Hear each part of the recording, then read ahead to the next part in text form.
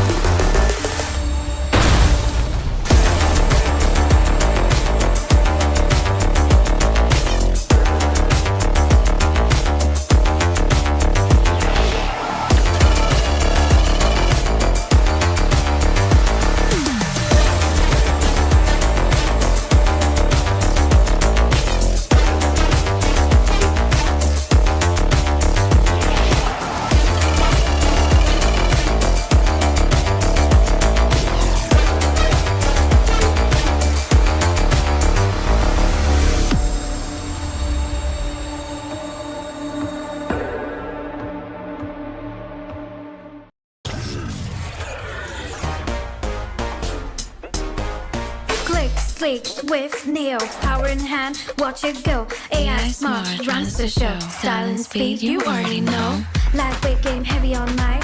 Work off late, it's just right. Color that pop, style and glow.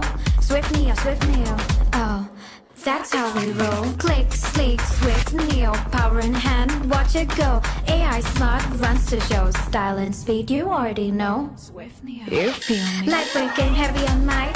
Work out, play, it's just right. Color that pop, style and glow. Swift Neo, oh. Let it lead, let it grow. Turn it with every tap and glow. Swift Neo, that's how we roll. On stage, vibes up, you feel me. Swift Neo.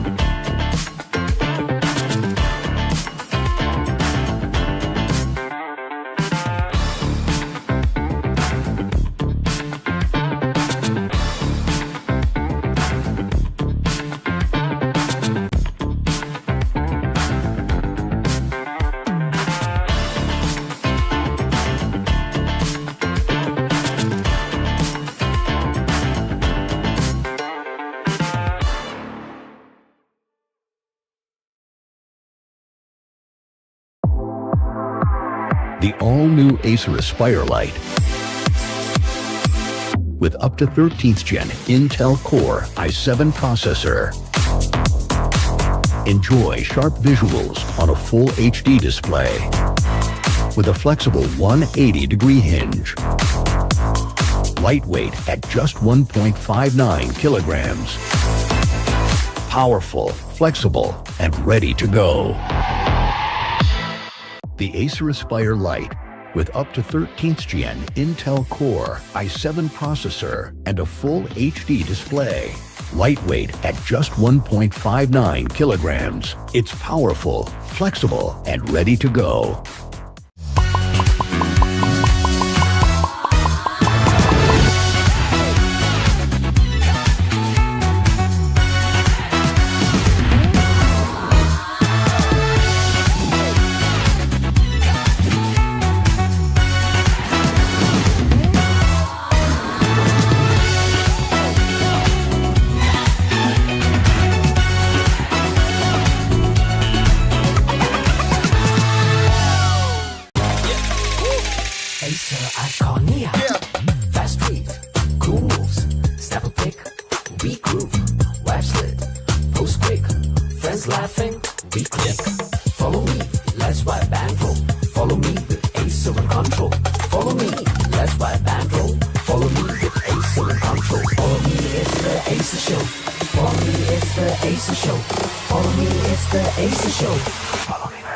Follow me.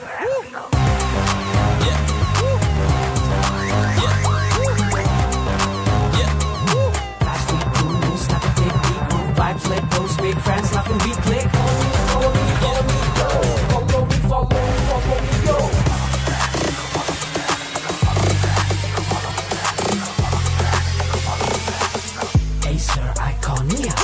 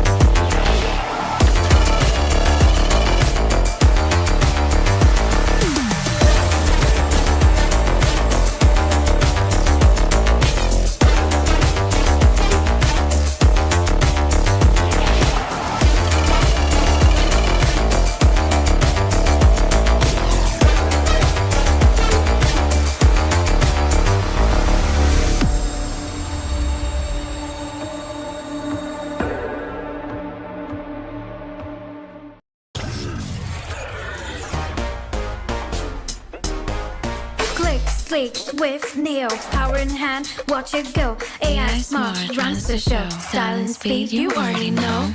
Lightweight game, heavy on mic. Work off late, it's just right. Color that pop, style and glow. Swift neo, oh, that's how we roll. Click, sleek, swift, neo, power in hand, watch it go. AI smart, runs the show. Style and speed, you already know. Swift Neo. You feel me? Lightweight game, heavy on mic. Work out, play, it's just right. Color that pop, style and glow. Swift neo, oh.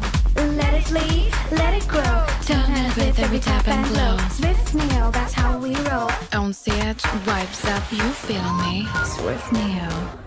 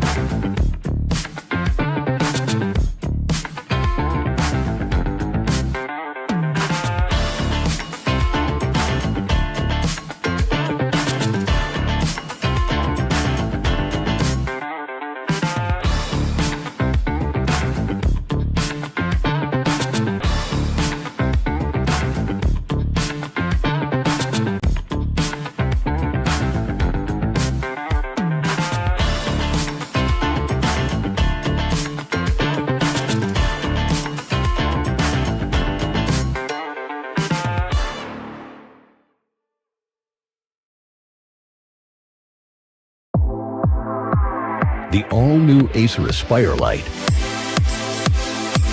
with up to 13th Gen Intel Core i7 processor. Enjoy sharp visuals on a full HD display with a flexible 180-degree hinge. Lightweight at just 1.59 kilograms. Powerful, flexible, and ready to go. The Acer Aspire Lite with up to 13th Gen Intel Core i7 processor and a full HD display.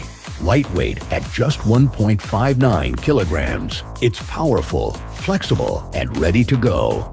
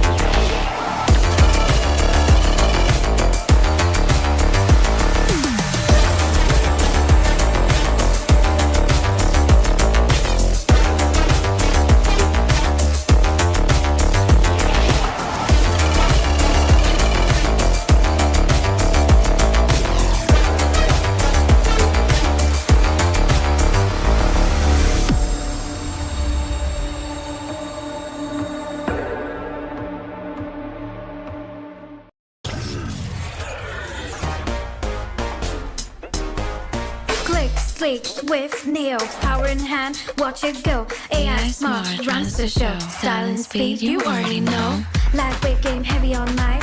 Work off late, it's just right. Color that pop, style and glow. Swift Neo, oh, that's how we roll. Click, sleek, swift Neo, power in hand, watch it go. AI smart, runs the show. Style and speed, you already know. Swift Neo, you feel me? Lightweight game, heavy on mic. Work off late, it's just right. Color that pop, style and glow. Swift Neo, oh. Let it lead, let it grow. Turn it with every tap and glow. Swift Neo, that's how we roll. On the edge, vibes up, you feel me? Swift Neo.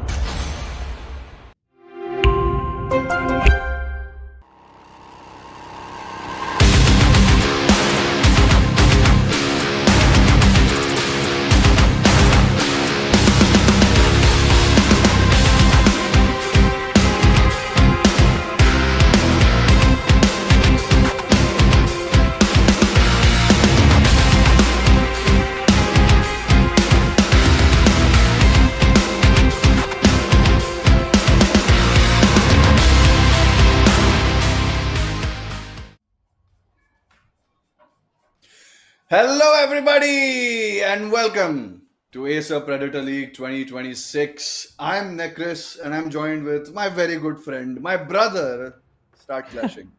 And we have a very interesting match for you guys. It's the BO3, and it's a low bracket qualifier, so the tension's a bit higher. And I'm excited. It's between our boys, which lost very, very badly yesterday. I will say, but because of the Terrorblade pick, Euphoria, the Terrorblade team, versus the Mob. How are you feeling, Clashing? I'm excited. Well, I'm very excited, Nekris, and we were just talking how we have seen the mob taking on Last Hope so many times. We've seen so many finales between these two teams, and now the mob has another chance of getting to a stage where they'll get a chance to face the Last Hope. And you know what's more interesting, ladies and gentlemen?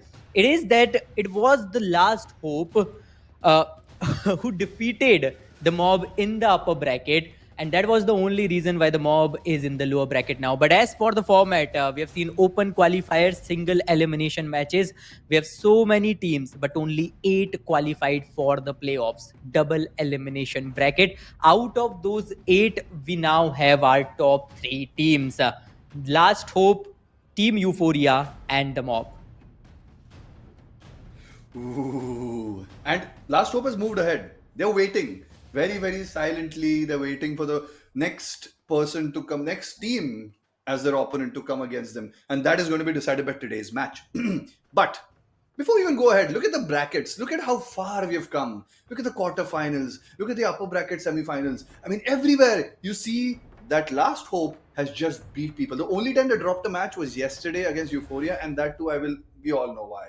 But because of one throw, it has maybe tarnished the 2-0 record, but that doesn't matter because in some time we're going to be seeing the mob versus Euphoria. And now, here's the thing: the grand finals are going to be on 11th of October, and they're going to be on LAN. So, guys, the energy is going to be crazy. You can actually go and watch it there too. So, I mean, I'd encourage you to watch it there. Watching any game live is much more fun. But until then, we are with you for today. Today is the one day we will entertain you with two very entertaining teams. Euphoria has proved to be very entertaining. I hope they pick Terrorblade again and make it work. You know what? I won't hold it against them. Sometimes it works. Just remember to get a very strong healer with you, like an Oracle or something like that. Just say. And as for the mob, we've seen them many, many times. These guys are very, very versatile, very good. And also, I will say, very active. The playstyle is very aggressive. They're not very defensive as a team, and they really excel at executing fast-paced drafts. And the draft is coming up very soon, and we'll know soon enough what is what. Yes, we'll get to know soon enough. And the most important thing for the mob here is they'd love to go back to, they'd love a chance to face the Last Hope once again. As we have seen in the brackets, it was upper bracket semi-final number 2, where the Last Hope defeated the mob with a 2-0 score line, and they landed directly in the lower brackets. They had to win multiple matches after that to get a spot in the lower bracket finals, and now they have a direct opportunity to get to the grand finals. And remember, ladies and gentlemen, 2 teams who will get to the grand finals will get a direct slot in Acer Predator League 2026. So it's a win-win situation if you're getting to the grand finals. But the question is it going to be Euphoria Esports or the mob? Whoever is going to get to the grand finals, one thing is clear: both these teams have a score to settle with the Last Oh, Hope. yes. Yes, absolutely. That last point you said, absolutely. We've seen them every time they're duking it out. And I mean, Last Hope always seems to take the cake. But we always come back hoping that maybe the underdogs will take it this time. They'll take it this time. You see, Euphoria was close. They got one game off of them. That's something. So if you can force them to play a bit carelessly, it is possible. How possible? That's another question. But you know what else is still very possible and that you can achieve even easier than Last Hope winning this tournament? It's a Predator Helios Neo 16 Slim AI. You know, that laptop is one of the thinnest Predators they've ever built. It's crafted for gamers and creators. It's like full scale performance. the whole thing you can ever think of. You want a gaming laptop? Go get it. It's a good one. But not just that, you get a gaming monitor free. So you can connect that laptop to that gaming monitor and then enjoy a higher refresh rate or the same, whatever suits you what. That's the best part about this sale, right? On every Predator Helios purchase, you get a gaming monitor absolutely free. And I don't see anything else a gamer needs, right? A beast of a laptop and a monitor. Man, you can play any game you like. And it's mobile, right? You can carry it anywhere. If you're going to a Oh, yeah. relative's house, your friend's house, you guys can carry your laptop and you can play there. You can do some hardcore gaming. But yeah, as for the games, this is going to be the lower bracket finals. Remember, we'll get a team that's gonna get eliminated here and now after this best of three series. We have the Mob versus Euphoria Esports. Euphoria, they've lost against the Last Hope yesterday, and the Mob, they are looking for this victory so that they can settle the score with the Last Hope. We have Mind Flayer, Xander, Black Blocked, Blitzkaiser, and Sammy from the side of the Mob. Let's see how this goes.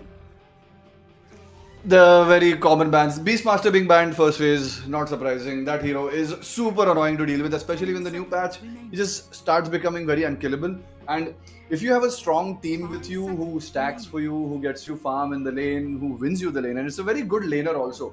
You get your Aghanim Scepter so fast and you just bully people. You get Dominators, you get Aghanim Scepters, and you just bully the lane, you push and you murder. That hero is better out of the game than inside it. So good first ban. Pugna being first banned, I'm surprised. I mean, maybe that's a comfort pick for someone in the Mob. Pugna is not necessarily a first ban hero, but it could be the player playing it, which could be the reason.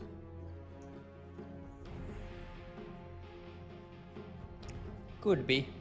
Well, these teams have played against each other so many times over the past few months, over the past few years, if I must say, right? So they are very well aware of each other's strategies, comfort picks. So yeah, they'll definitely keep all of that information in mind while banning all these heroes. I'm, I'm actually excited to see what new heroes they come up with, because what this ban phase is indicating to me is that they are not playing the usual heroes.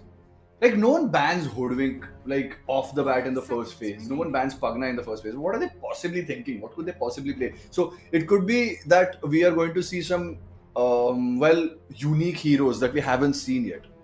So that's also a possibility. The band Shadow Demon, it's a good band. Shadow Demon has always been one of those heroes, along with like other heroes of his caliber, like Outworld Devourer or something like that, OD, which basically avoids damage. You just become invulnerable for some time. So it's great versus like burst damage. It's great for dodging projectiles and everything.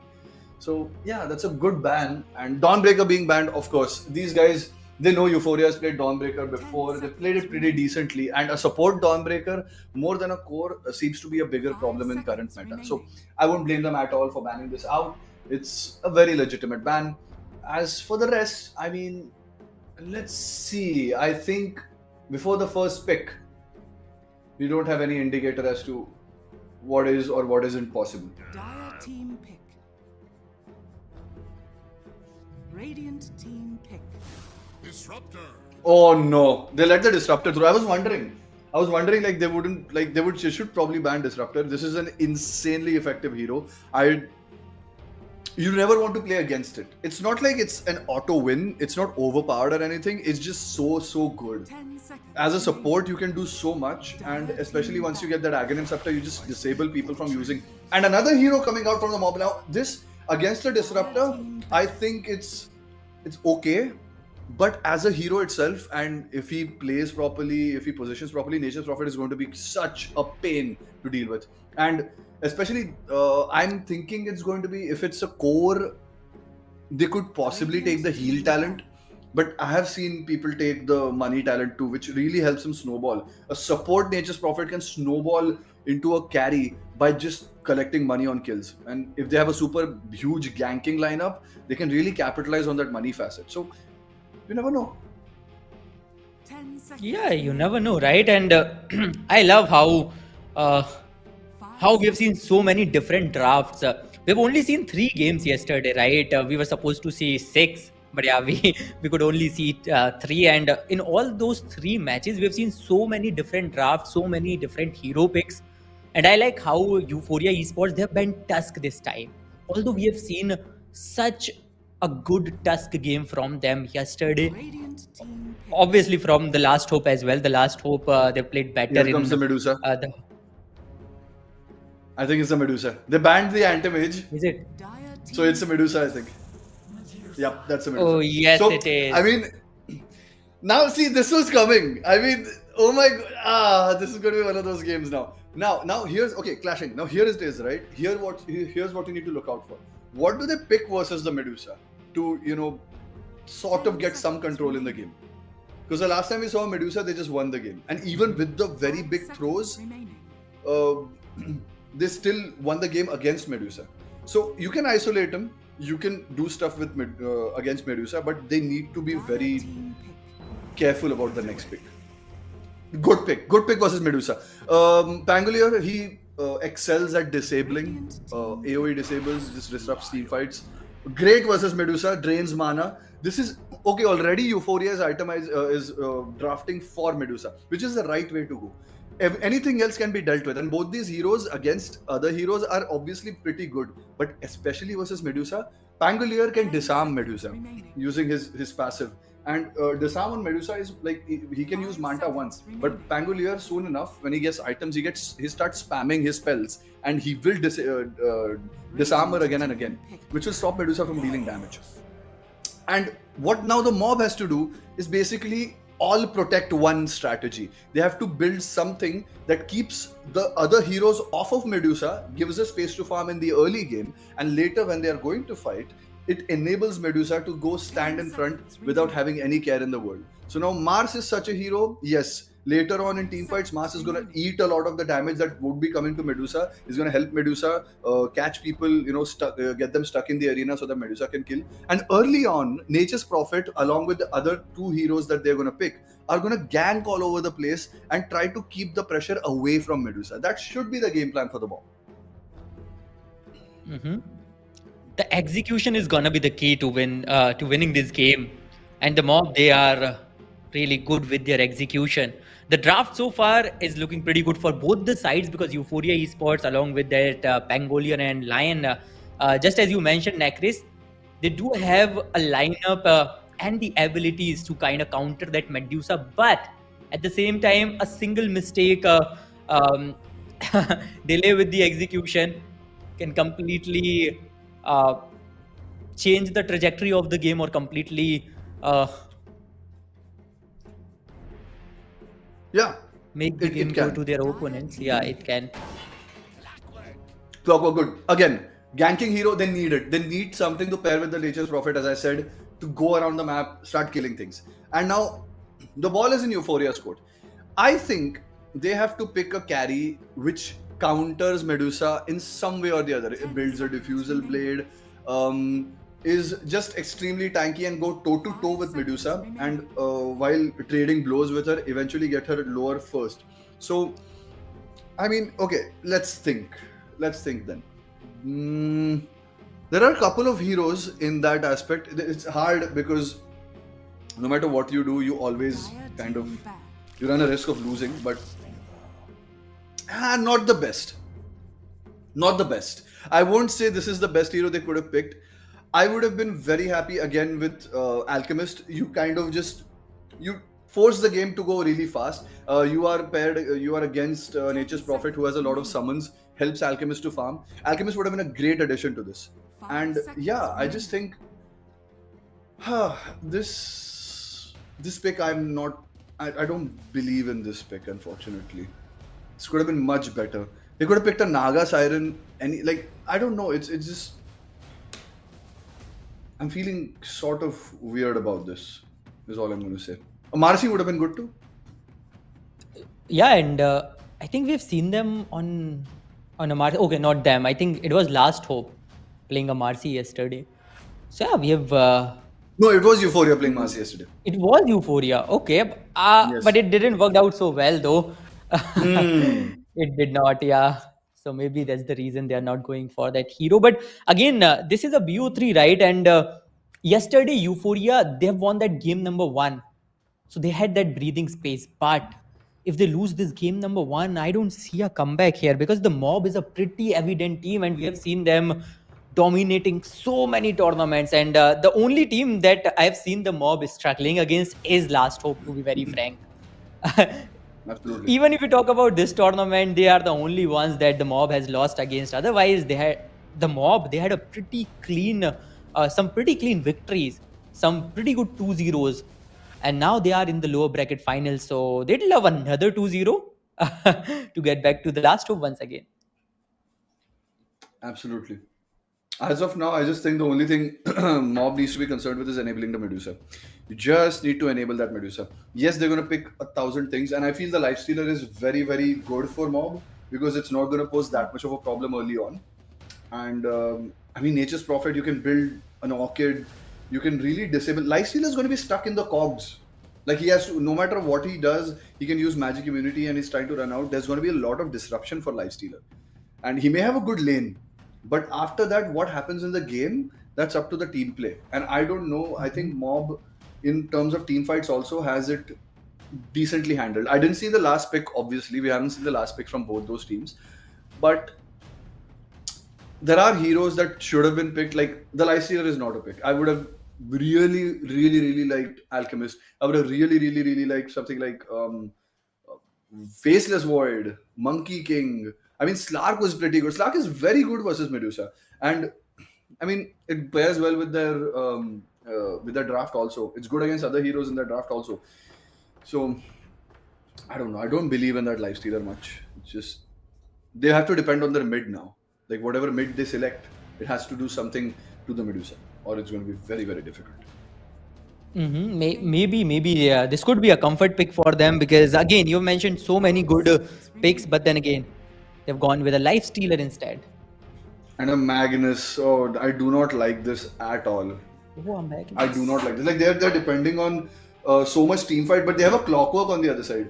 No one's going to get a clean initiation anywhere. Like in theory, on paper, Euphoria's team fight is like really strong. Like Magnus ultimate into Pangolier, into Disruptor ultimate, into Lion Aghanim Scepter. But it's very hard to execute, especially with so much disruption on the other side. Now they have a Dragon Knight also. Now, the fact that he's picked her Dragon Knight, he's gonna have a great lane versus Magnus, and he's just gonna farm.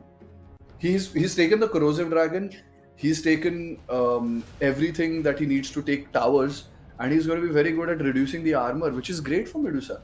So I don't know. I favor Mob's draft a bit more. I would favor Euphoria's draft if it wasn't for that clockwork and like like Mars clockwork and like Nature's Prophet to a very big extent. Like once Nature's Prophet gets an Aghanim Scepter, he'll just root everyone. There's so much blink cancel.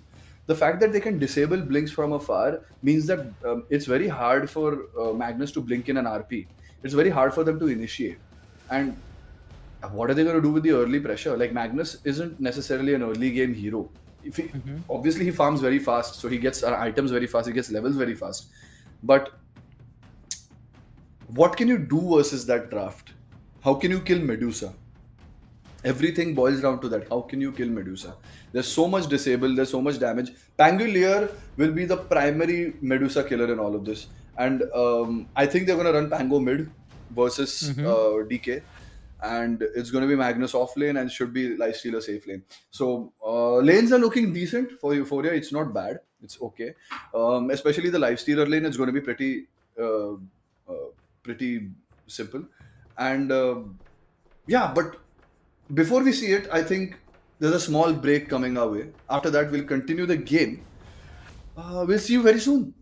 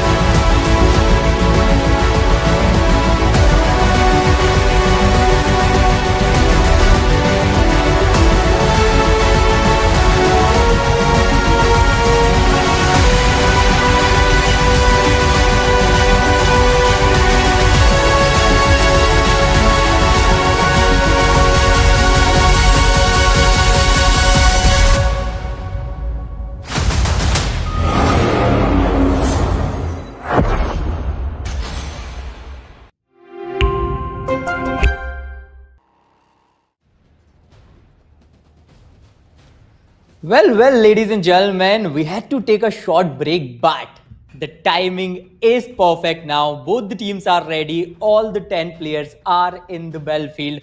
And me and Nekris, we are born ready, right? Because we really wanted to cast this game. We are waiting from yesterday to witness this lower bracket final so that we can get our second grand finalist for this Acer Predator League India Qualifiers. Here we have it, both the teams ready to rock. Oh, I'm so excited. You're waiting in Roshan. Okay, I mean, this is. Both of them are smoked. They're trying to go to the opposite team's place. And I mean, it's okay enough, I guess. It's just the 30 point that seconds to battle. they need to get some good wards.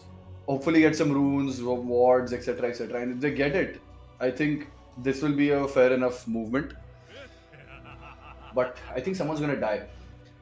Someone's gonna go for that rune, especially I think Mars. Is that Mars? No, that's Magnus. Magnus is gonna move down for that, and they're gonna move out. So if they catch him, and if he doesn't have skewer, because he doesn't want to take skewer first on level. Oh, they missed. They missed that. Oh, that's so sad. But it's okay. They got runes. 2 for 2 as of now. Pretty even start. And will they get a D-ward on mid? Is the thing. I don't think so. No D-wards on mid as of now. The wards are still there.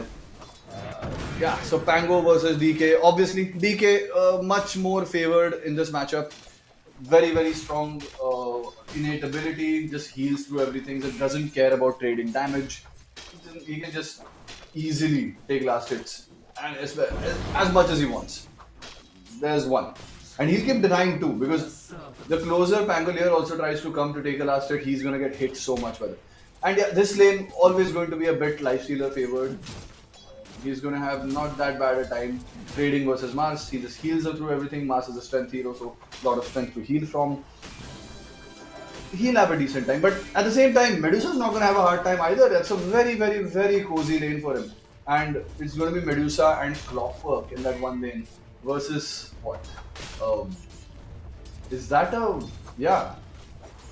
That's a Pangolier and no, that's not a Pangolier. That's a Magnus and why am I forgetting names? Magnus and a Lion. So Magnus and Lion versus Medusa. They're gonna try to do some shenanigans later on. You know, like skewer back inside, drain mana, try to kill, but it's risky, and you could die in return, especially with a Clockwork on the field. Well, let's see the mob.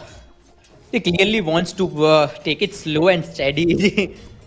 They have drafted a Medusa, the queen of late game, so they'd love to play for a long time so that this Medusa become unkillable, totally like an immovable object. So let's see what's gonna happen, because on the other hand, Euphoria, they have some pretty good heroes on their side as well. Although that Pangolier, he seems to be struggling a bit on the mid lane. DK, always on the front line, trying to secure as many last hits as possible. I mean, In the it's lead not so far. too much of a struggle for Pango. I'll say like it is DK favored, but not a struggle. It's not going to be like a one-sided victory. But he just needs to be careful. Whoever gets level 6 first is going to dictate what happens in that lane. And obviously DK gets level 6 first most times. And he just pressures the tower. That's always going to happen. And no matter what heroes they bring in, killing DK is going to be so hard. So they need at least 3 heroes to kill DK. And DK is going to have the tower down not long actually. So that mid tower goes down, the game plan for the mob just revolves around ganking all over the place. Nature's Prophet becomes a bit more active. He has taken the healing facet, not surprising, the most commonly chosen facet. It heals quite a lot, and especially later on, you just throw that down on a hero of your own and he just heals all the time. So it's very hard to kill. It's like a pseudo Dawnbreaker. You can spam that spell. So that's good damage coming out on Disruptor. Yeah, good damage coming out, and good retaliation too. Lifestealer doing what he is supposed to do at the lane. Well, it's a pretty neat and clean, a slow and steady Ooh. beginning for both the ends. Oh, Oh my Oh, god, God. beautiful. Double zap. I mean, this is it. This is the one thing that Clockwork needs to do here. He needs to keep them zoned out, not let Magnus and Lion get too close. And I mean, Lion's gonna. Yeah, it's very important that the Lion keeps Medusa at bay. This is that back and forth thing going on over there. It's not going to be a completely free lane for Medusa, but I mean, it's going to be a more or less free lane for Medusa. They can't kill her if the Clockwork is doing his job. Yeah, and that's all the mob needs, especially in this early game. They just want to safeguard that Medusa. The Clockwork is doing his part in a pretty amazing manner. So yeah, it's just some back and forth from both the ends. They're He's not careful, he constantly could die. He trying. is gonna die here for this. No! Oh, he had won, and he has, I think, a Lotus. No, he doesn't have a Lotus. He has just wand, and that was it. He was very close to dying. That was risky. And the one thing that I think your Euphoria needs to do is not die. And as I say that, okay, he has wand too. Thank God. They should not die. If they die, this game is gonna go from like okay to bad, and soon it will go from bad to worse. So very, very stable, play very safe, and just kind of let mob dictate what to do. Okay, Medusa a bit too ahead. Yeah. Isn't it drum trouble, but that won't be a problem. Okay, let's just profit. Gonna die. Oh, life First blood. Okay, good. Okay. First blood They get goes to some the play. life stealer. Yep. Yeah, there was some pressure for a long time. Yep. And I'm surprised that DK, I mean, Pango got his level 6 first. I mean, DK is not denying as much. He's prioritizing last hits more. And he's letting Pango last hit quite a lot. I think that's an oversight from the DK. You should not let him. Oh, Medusa finally getting dived, and the time the Clockwork wasn't alive. Oh, Duke's coming out, but no, Medusa's gonna go down. This is good. This is what they need to do. Clockwork, his only job is to keep the Medusa alive. He was gone and Medusa dies. That's how easy it is to kill a Medusa with this lineup. But this Medusa, they need to keep killing her.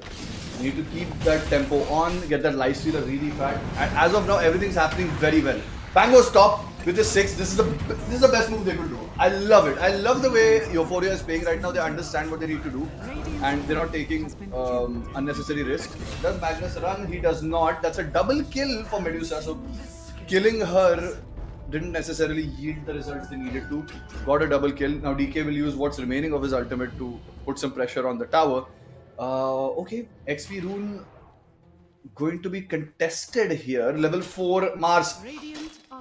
Okay, now this here is a bit risky for both sides. Not anymore. Lifestealers here. They're gonna take this rune, but at the same time, it's going to be someone from. Clockwork. Yeah, that's a steal. That's a steal. Beautiful. Clockwork comes in. They may be able to kill something. No, it's hard, but okay. Pango gets nailed to the tree. He is gonna live. Everyone's juking on so low health, and fine. They steal the XP rune. I think this is a win. Mars gets the XP. They get a kill, and fine, you two heroes die, but this could have been much worse than it what already was. Man, this is getting really interesting. The mob. They started off pretty slow, but Euphoria, I must say, they've got some pretty good kills on all the lanes, all the 3 lanes. We have even seen Pangolier getting some pretty good last hits. I think he was the one to get to that level 6 before DK2. The stacks are coming out. DK, Okay. he's not gonna die. I mean, and DK is level 8, Pango's level 6. This is what was supposed to happen. That couple of rotations by DK really yielding fruit, and that rotation on the XP rune, pretty risky for Pango. Missed out on a lot of experience, so now DK is a bit far ahead. So the next time DK has ultimate, that's going to be a tower pushing thing. Even now, he's going to pressure the tower. They get a D-ward on mid. This is pretty big. Like, they're doing stuff. They're doing damage to the tower. It's corrosive breath, so it hurts extra. Towers go down easy. Okay, the Clockwork catches something there. Is it going to be something? No, I don't think so. Nothing really happens. Top lane just trading. Lifestealer, now that he's 1v1 versus Mars, it's not going to be an easy kill on Mars. Mars is not a really threat, but he can still farm. It's not risky. Oh, beautiful glimpse! That ward finally putting some work, but those cogs are good. Do they need to use an RP for this? I think Lion is in range for a stun, but Pango joins in, just finishes him off. But there's 4 people to kill a support, and he has already created the space as he needed to do. Medusa has gotten that space, gotten that much bit up in farm. Lifestealer not that fortunate, he's getting harassed quite a lot, and okay, they force out the arena. That was an attempt, right? He wanted to see if maybe he could land the spear before he could use his spell, and well, that's something. Okay, glimpse back. Everyone TPs. The Mars probably could die. This is a good TP from everybody, and this is a big kill. To kill the Mars at this point, that's a good core, and they could really use this to take the tower on top. And they will get the kill. They will push this, and now they can pressure the tower a bit. 4 people on top. The rotations are properly coordinated from Euphoria. They are playing like an absolutely well coordinated team. It's clearly visible in their gameplay. The way these heroes are coming together. Again, got a pretty good Mars kill. We have seen a Medusa kill though. No. Okay. Clockwork. Yeah, Clockwork's definitely Nah, dead. Yeah. there's no way he's gonna survive this. Oh, how But this many is a times? good I think we have rotation. already seen Clockwork. Clockwork has already died, what, 4 times? Yeah, around 4 times. 4, yes. 3? But Yeah. I mean, that's his job. I don't blame him. Yeah, that's his that's a job for point. the whole game. He has to eat so many ganks because they're gonna keep the pressure on. That's what I mean.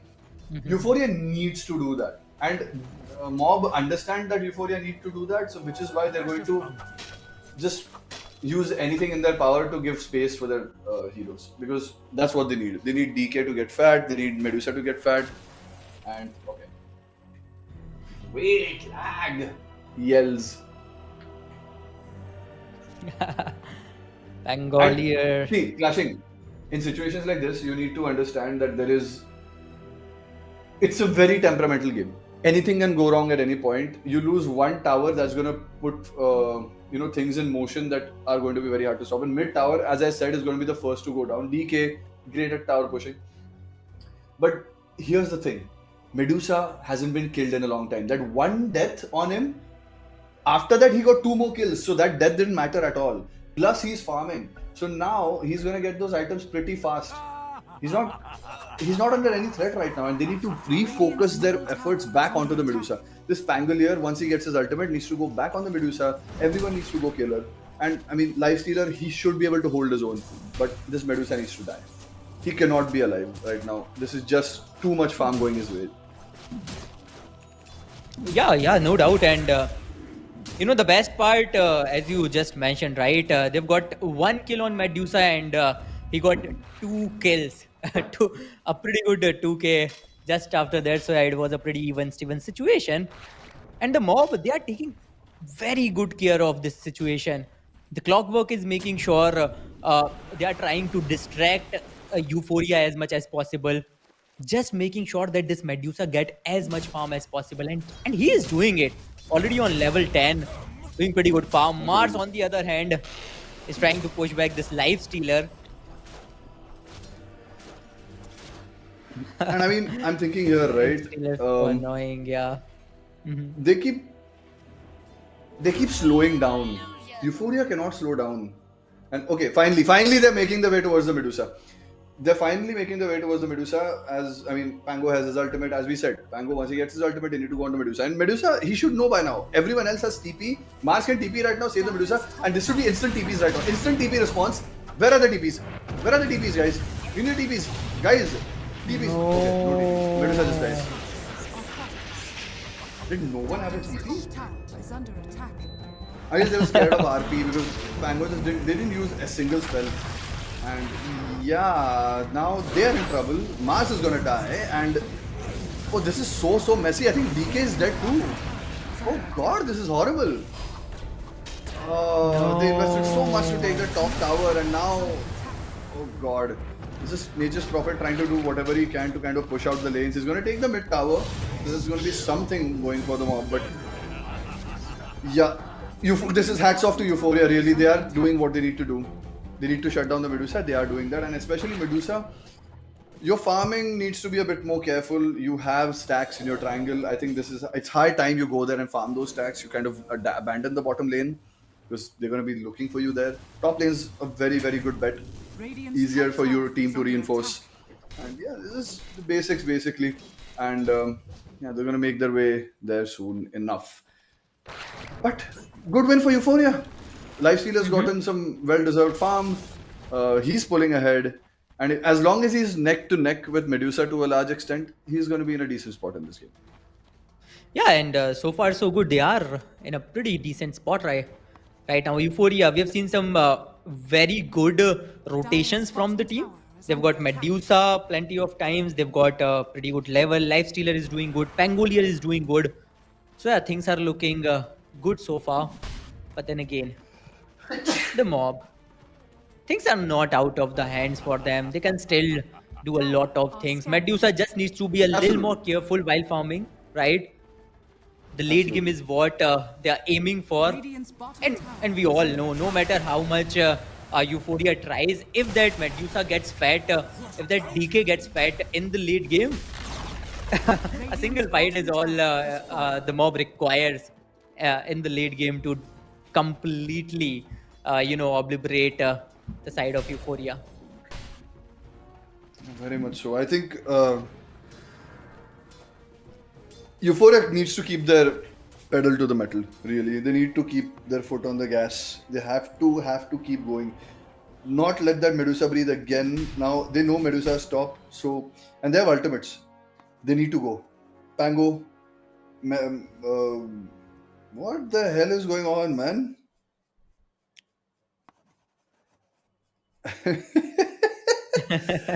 Crashes. It's like battery low. No, my monitor's dying, guys. It's happening slowly. These are all tactical pauses. But yeah. Yeah, so they need to again focus up on Medusa, kill him again. He is going to build a butterfly, which is a very good item versus all these heroes. And they need to get him before he builds a butterfly because it's going to be so difficult to kill him after that. It's going to be very Yeah. difficult. Our players are facing some issues, but you know what, guys, you do not need to face all these issues because you guys can get a Predator Helios Neo 16 AI right now with so many amazing discounts. This is the fiercest Predator that has arrived with the Intel Core Ultra 9 processor, 275HX and NVIDIA GeForce RTX 5070 graphics. The Predator Helios Neo 16 AI tears through games like a panther on the prowl, experience fluid 240 Hz refresh rates that tracks every move with the precision of a hunting hawk. So go ahead, check out the links are given in the description below. And the best part about all these laptops is whenever you purchase a Predator Helios laptop, you get a gaming monitor absolutely free. So go ahead, check out, all the links are given in the description below. Check out these amazing laptops. You do not have to think about your battery life because they have an amazing battery life for you gamers. So go ahead, check out, the links are in the description. But Necris, I think all these pauses again are very important, but I hope our game resumes as soon as possible because I would love to see how Euphoria is going to deny that Medusa because these are critical times, right? We are already almost approaching the mid game, and Medusa, yeah, we have seen some pretty good Medusa kills, but you need to do more. You'll have to deny that Medusa at least one or two more times so that that Medusa remains a little bit weak in the overall scenario. Yeah, and you have to keep the pressure on. That's it. That's basically it. Just keep the pressure on. Don't let the Medusa breathe. Don't let the DK breathe. Make them make moves which are bad, which won't help them later on. And I think what is happening right now is they're still making moves sort of well, but even the slight breathing room they give him, Medusa is that much closer to that butterfly. Sorry, that much closer to that butterfly, and it's once you get the butterfly, it's very annoying to kill her. Like you have right clickers basically on your team. You have life stealer on your team, and life stealer is like he's gonna right click you. He can build whatever he wants. But once you get that butterfly, there's not much he can do. Medusa's going to have a very, very easy time just shooting through things. And the Lion's not going to be able to stand and mana drain. There are going to be a lot of other things happening to the Lion. He's going to get ganked, he's going to get stunned. So they need to be very, very careful. Just stop the Medusa. Like, he's not even completed his Manta yet. So you need to finish him first. Just try to keep killing him as much as you can. Throw your bodies for that. It's fine. Your carry is farming, he's getting fat. You need to get your Pango fat by killing the Medusa. Remember, that is the game plan, ultimately. Yeah, they'll have to at least catch that Medusa maybe once or twice before she hits that Manta. So yeah, let's see what's gonna happen, right? Because it's not that Euphoria is not trying. They are trying. They are getting some results too. So far, so good for the past 15, 16 minutes that we have seen. Yeah, Euphoria is doing really good job. So yeah, they'll have to maintain this kind of domination, this kind of gameplay, this kind of control while making sure that Medusa does not get too fed to control, too out of control.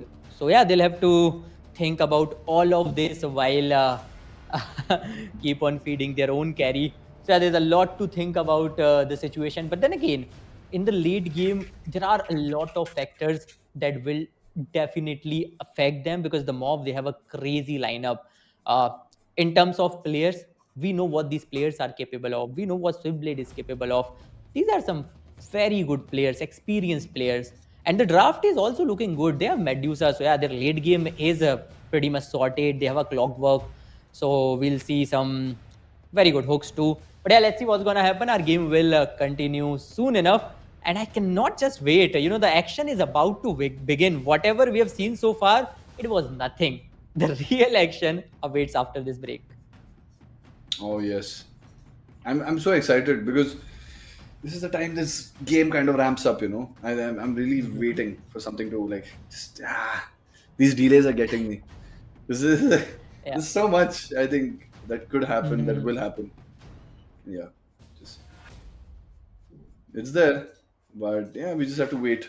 Some battery issues as we saw. Guys, who Yeah. like this is what I'm talking about. Battery issues, that's a thing of the past. Because with Swift Lite 14 AI, you have good battery too. You have like ultra light, ultra fast AI sidekick. It's like dedicated co-pilot key. It's built-in intelligence. It's a one kilo metal body. That's basically how big or small this is, and it's good. So you can buy it. No issues. No issues like our friend over here had. So please go for the offer. It's up for sale right now, guys, and this is the time to jump on it. Yes, go ahead. Check out Swift Lite 14 AI. Links are given in the description below. And also, on every Swift series purchase, you get an Acer Sling Bag absolutely free. And apart from these, you get cashbacks up to 5,000 INR as well as instant bank discount offers up to 15,000 INR. So, yeah, what are you guys waiting for? If you're looking for a gaming laptop, you are at the right time, at the right place. Go ahead, check out the links given in the description below and order your laptop right now. As for the game, yeah, I hope our player gets back as soon as possible because every passing minute is so frustrating for me. I really want to witness those fights. Necres has made it absolutely clear. I think the real, as we have mentioned, the real fight awaits us. This is crucial time. Yep. In the next 5 to 10 minutes, we can surely expect a pretty good team fight. Maybe a team wipe. Who knows? It all depends on the intentions of these teams, and it's going to be amazing, right? If we get back to the game and in just 2 to 3 minutes we get to see a boom, boom, all out fight. Let's see. I'm just waiting for that. Oh yeah, lot of things, and we've talked about what Euphoria needs to do. What Mob needs to do is they have to do exactly the opposite. They have to play defensive, very very defensive. Because if you're not playing defensive in this game, it's going to be like yes, you're making moves, but those moves need to be precise. You can't kill the lifestealer that easily. He has a built-in BKB. It's very hard. And as for the mid, Bangalore is also pretty difficult to kill unless you like chain stun him. He's gonna have like a roll sometime, or he's gonna just jump away. It's ridiculous. I mean, there's so much that can go wrong. So just take this time, farm, stacks. Like stacking is very important. And I think, okay, speaking of stacking, people are stacking stuns and Disruptor just dies. Okay, a big fight happened and we missed it. Lifestealer did die. Good. Just as we It's what hard. we thought, right? We were expecting a No, I big mean, fight once the game resumes, but we missed it. So what's the point? But it's okay. I mean, Lifestealer died. Fine. RP on DK. It's a hard kill. It'll happen soon enough, I guess. But no, yeah, there's too much disruption. And look at Mars. He's just taking the tower. He does not care. They've used so much. So they've thrown their lives for the tower. The Mars. He may even get away. Will he? Okay, this guy's very low. And this is a bad position for Medusa. He is hitting. He's trying to stay alive. And the Nature's Prophet heal. It's helping him a bit, but that's not going to be enough. The diffusion and the hits. No. And the Magnus again with the beautiful skewer. He catches two. And now DK is in trouble. Just look at the line. He's slowing and stunning and everything. And none of them have mana. They overextended even after the fight, the good fight they had to overextend and Mars died. Wait, Mars lived? Mars lived and the rest of them died. So either way it's a loss. All their advantage gone down the drain. The Medusa should have stayed alive. Not alive. Lifestealer back alive, kills Medusa. It's not good. I mean, he has a Radiance, he's gonna farm. He's neck to neck with Medusa. This is not where you want to be if you're a Medusa. You need to be like at least 2,000 net worth above someone in like the 20-minute mark. So 2,000, 3,000, hell, even 5,000 net worth above. Oh, he missed! That's a big miss, but yeah, he's just gonna TP out. Oh no, that sucks. That sucks. Very, very badly. A missed rotation, Arena is used, Prophet has TP'd, so now the pressure from other lanes is gone. They can move out in the lanes, they don't have much threat. Lifestealer can farm a bit more easily. Oh, just unfortunate for the mob. Now, it's all up to the Prophet. Like, people don't understand how hard it is to like play support Prophet and have your team in that kind of position. Okay, nice stun. You need to get away. Oh, but there's a glimpse. He's done. The diffuser is on. He's now going to be able to run away. 5 people are here, and that's a dead DK. Euphoria is doing everything they need to. They are killing the core. And soon enough, Medusa will be in some place where they will find a smoke and kill her again. They have all their ultimates ready. They didn't use a single ultimate to kill him, apart from the Lion ultimate, obviously, but that's a good use on the DK. It's barely, it's useless on Medusa. But yeah, it's pretty good. It is pretty good, I must say. Euphoria. I like how they are controlling the narrative here and making sure they've even got Medusa quite maybe 3 to 4 times. So yeah, that's pretty good. And that's the only reason that Medusa is also struggling. The whole of team mob is struggling right now, trying to figure out something or other. We have seen a pretty good frag. I think 2 pretty good kills when we Crucial miss. missed. Oh, that miss on that hook. It's going to cost him his life, and now he's dead again. My God. Oh no. Oh, no. This is not what you need to be doing. Throwing away your life. Just That play as single defensive as you can. overextension. Oh no. Is this guy dead? Is there a stun? Oh, but he still dies. He just dies to him in right clicks. He doesn't need a stun. Tango in trouble, but he runs away. And he's going to reinitiate. This is good. I mean, probably Magnus still has RP. He can go in RP, but the arena is in. He traps the Magnus. So that's a dead Pango. Oh, but he just keeps out on the roll. And now people are in trouble. The RP goes out. Magnus, he's in trouble now. Pango's gone. So Magnus dies. And okay, a lot of TPs here and there. People die farming. So yes, that's a kill on Magnus. Something for the mob, but not what they were hoping for. Yeah, it's not worth it. Yeah, you can get these single kills, but then again, you need something more. Maybe they are planning for it. Oh, missed hook again.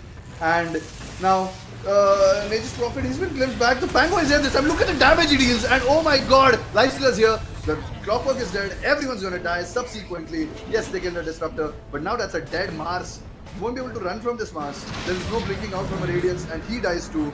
And yeah, then Pango has his Aghanim Scepter. And oh god, this is painful. The Medusa's also dead. He can't run now. He can't run from this. He's just there's no way out of this situation. No way out. Just look at that. The mob, 4 out of those 5 heroes are dead. Not what anybody was expecting. The mob. Radiant are scanning. No. I mean, all the mistakes the mob could have done, they did. Radiant's top tower. They had a pretty good position in the game if they played a certain way, but I just think they just couldn't play a certain way. And I feel, as I said very long ago, the mob, they do well with aggressive playstyles. A Medusa doesn't suit them that much, and I think it's showing because the rest of the team is playing as if they have a different type of carry, and yeah, it's just not translating that well. Yeah, and that's clearly visible so far. Euphoria with a pretty decent net worth lead, a 7-22 kill score. Just 22 minutes in the game. Things are going absolutely downhill for the mob. And at the same time, Euphoria, that Lifestealer is working out perfectly well for them. They're utilizing it in a perfect manner. Pangolier doing his work, taking care of that Medusa, making the whole team is making their way on towards that Medusa. Good catch on this the line. time, no, Finally, he had- there's an Orchid. Yeah. I mean, that Orchid should have been so much earlier when the Lifestealer could have been dealt with, and now even using Orchid on Lifestealer is not going to guarantee a kill. He's very tanky. He has Radiance, which will help them miss attacks. It's just painful. And I mean, like picking off Lion, it's good. It's something. But they need something big right now. They need like a big kill, probably on a Pangolier. Silence on the Pangolier will be able to kill him. So that's something I think even now, Euphoria, once they saw the Orchid, now they know to be careful about it. Lifestealer, the next item he's going to get is probably going to be Manta. And yeah, that's about it. And well, Medusa finally has gotten his butterfly. 23 minutes in the game. It's decent. It's decent timing, but I mean, okay. It's not gonna last long, is it? He's getting... Yep. Yeah, he's just dying now. They find him. Wow. Yeah, this is the Euphoria. item you want 5 minutes earlier, you know. You had this item pretty late. Like, by 20 minutes, if you had this item, this would have been a big game changer. But you died like 2-3 times. You died one more. So, okay, instant TPs. And now Mars. Jesus commits and they just TP. I love this rotation by Euphoria. I mean, every time, they're just ready to TP. He had to use that arena, but he can't run. He can't run from this guy. The glimpse is there. There's so much disjoint, and he just chain stun him. The Lion uses his ult. He gets a charge.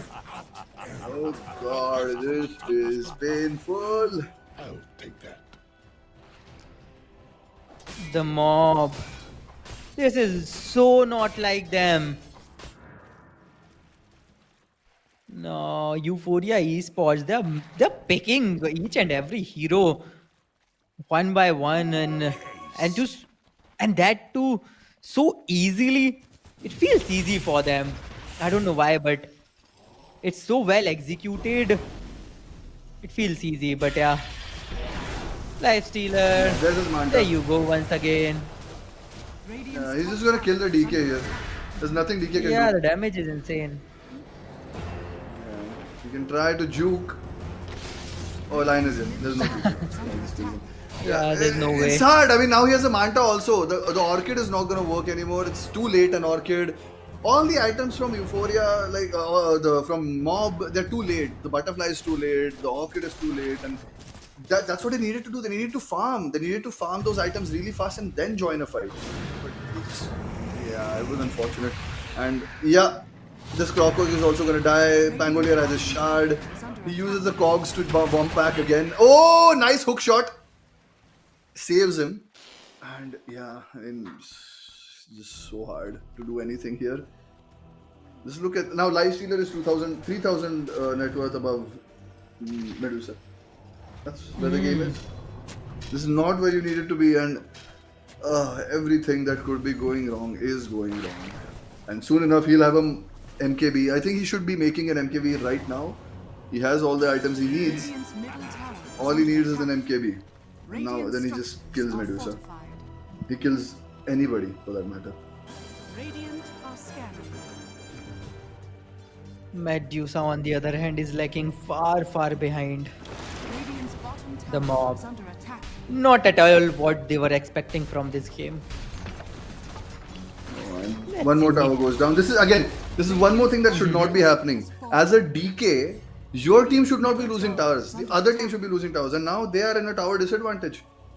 Everything like this draft has completely gone to shambles. Radiant's bottom tower Completely. is under attack. Because Euphoria and especially Pangolier has played out of his mind. The two supports and Pangolier, they've been on point.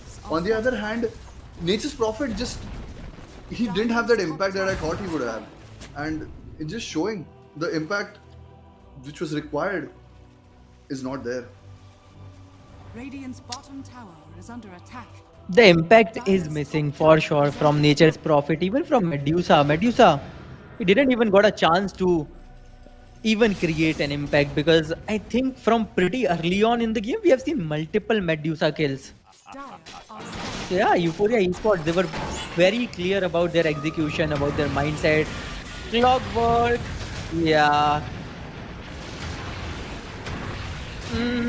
Oh yeah. There you go, He's another done. easy kill. Yeah, he's done. Oh no. Euphoria Esports, And yeah. Prophet is dead. And it's just a solo kill by the Lion. Oh my god.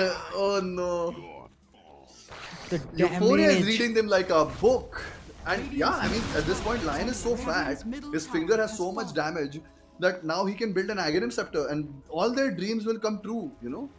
Their on paper great team fight is now translating into a reality good team fight. They're executing it so well. And more importantly, the mob is unable to do what they need to do. So, and now, yeah, this Age is going to Lifestealer. This is going to be a high ground push. It's going to be so hard to hold.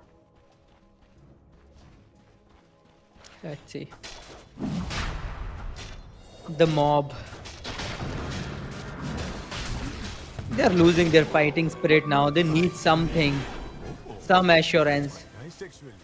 But Euphoria is not giving them that at all. And just like you mentioned, they are utilizing this draft that's a- perfectly. Yeah. Just by the book.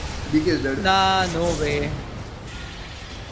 He gets It's a gonna go BKB down. off, but Oh, I mean, okay, Mars. this is good. This is okay. But Oh, again, this they is just good. don't have the damage to kill anybody. And now, oh my god, this is so much damage.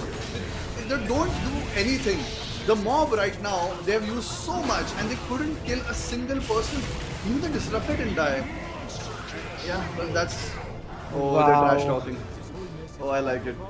They're trash talking. That was a pretty good initiation, but as you mentioned, they do not have the amount of damage required. Radiant's middle tower is under attack. That's a team They vibe. can GG out right now. I won't blame them. I don't think they're winning this game anymore. Nobody does. I don't know. I don't think even they think that they are winning this game anymore. Radiant's middle tower has fallen. That was a team vibe after such a good initiation. Radiant's middle barracks are under attack. Man, they blasted everything they had and couldn't even get a single kill, a Pango kill that came much later. No, man. Radiant's middle barracks has fallen. It's all over. What does the Medusa do at this point? I mean, you don't have There's anything. nothing He's she can building do. weird items. You're building damage, but I mean, you forget that even the Lifestealer has a miss chance. You'll miss your attacks on him also. He has a Radiance, so it's so difficult to just kill him. And on paper, Medusa does so well against Lifestealer. Not when you're like 4,000 net worth behind. And yeah, they are gonna wait for Roshan. Roshan is there. I think they're just sussing it out, putting some vision down. Once Roshan reaches the bottom pit, they start doing Roshan, and yeah, that's going to be bottom racks after this. How do they fight? The difference is huge now. It's clearly visible. In the previous team fight, We've got an example. We have seen a clear difference, whether in terms of damage, in terms of abilities, in terms of items. It's quite clear. They've got another Roshan, Ages of Immortal, and yeah, final push can conclude this game. They can easily get those bottom barracks whenever they want. I mean, what The can you do? mob. Like, Bottom tower has fallen. Mhm. Radiant's uh, bottom barracks are under it's so painful. I mean, the Dominator creep giving him extra damage. He's just soloing the racks, and the Lifestealer doesn't care. He can throw that life away, but he's not going to. He's just going to infest and heal up. attack. He just takes that. Oh. Okay, they get vision and instantly RP. Instantly RP. That's a bit late though. He did get his ultimate off, so Medusa does get some breathing room. But what is he gonna do? He has no mana, and there is stun comes in. Oh, He's that not gonna be able to tango. run. That's GG. That's GG. You can't. This is it. And yeah, this should be GG right now. There is no way. You had everything that could possibly go your way. It just isn't. Just call GG, guys. Go next. You can play this. You can play the next one better. You can activate a draft. This one's out of your hands. Yeah, this one is over, and we have got the winner of the very first game of this best of 3 series, lower bracket finals. That is going to be Euphoria Esports. Yep, well played. Getting called from Pangolier, and they are already on to Ancient. There's nothing left, just waiting for the Ancient to get completely destroyed. And we have it, Euphoria Esports get the very first map of the series. But remember, they've got the very first map yesterday as well. But after that, we have seen a massive comeback from the side of Last Hope. But will the mob be able to do something similar? I don't know, man, because they had a Medusa, they had a pretty solid draft, but things were really bad in this game. We haven't seen the mob dominating even a single fight, or even standing up to Euphoria even once in the whole of these 32 minutes. So yeah, it was a complete Euphoria Esports game since the beginning till the end. Yeah, and I feel bad because that Medusa, I mean, they made so many mistakes. Everything that they were supposed to do, they did not do. Mob failed to execute what their draft was meant to be, and at the other hand, Euphoria did exactly what they needed to do. So it's like a plus and minus. It's not like minus plus minus. Like, it's not evening out. It's like too much in advantage and too much in disadvantage on the other side. So obviously it's going to be very difficult to come back. And you can see the scoreboard right now, right? And it's going to be, yeah, just look at 0-10 on the clockwork. He died so. I won't blame him for the deaths as much as I mean, I blame the Nature's Prophet quite a lot, that he shouldn't have died that much. Maybe Clockwork, unfortunately, has that kill me kind of thing going on. It is an occupational hazard playing Clockwork. Prophet, I don't know, that pick did not work the way it's supposed to. But more or less, I guess they can take this back to the drawing board, kind of hash things out. And you can see the scores. Lifestealer died once, Pango died once. That's all. And they made all the right items. They wanted something to lock them down, they locked them down. On the other hand, I mean, Mars, he barely had any items. He had one blink and a BKB, that's all. And otherwise, there is no real items on their side. There's no real items on DK. Look at DK did no damage. DK did 9,700 damage. That's even less damage than that Disruptor. That's ridiculous. And that should not be happening. He barely hit buildings. You can see 15,000 building damage on Lifestealer. It's just, I mean, it really depends. You have to execute the draft the way it's meant to be played, or draft according to the way you play. It shouldn't be a counter picking. It shouldn't be, okay, let's try this out. I think there is a scenario in which Mob could have executed it. Maybe they can try it again. Maybe they can try Medusa again, because no one's banning a Medusa. It's a wasted ban because you can disable it with so many other things.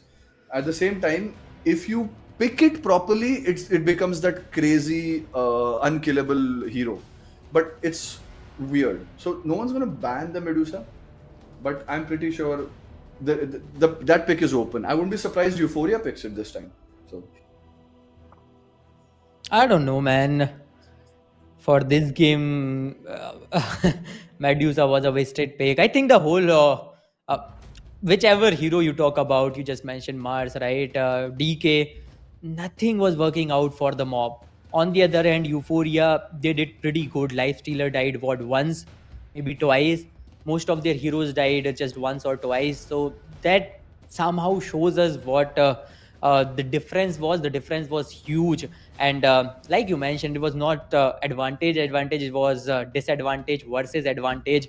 So they did utilized it in such an amazing manner that it was a pretty fast paced game. 32 minutes in, we had a winner.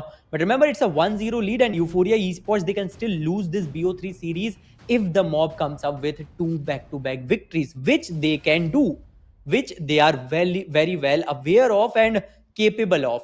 So I wonder what their draft is going to be. I wonder which heroes are they going to go for. Are they going to try it out that Medusa once again, which is going to be very risky, because Euphoria, they know how to disable that Medusa. Absolutely. And I mean, okay, this is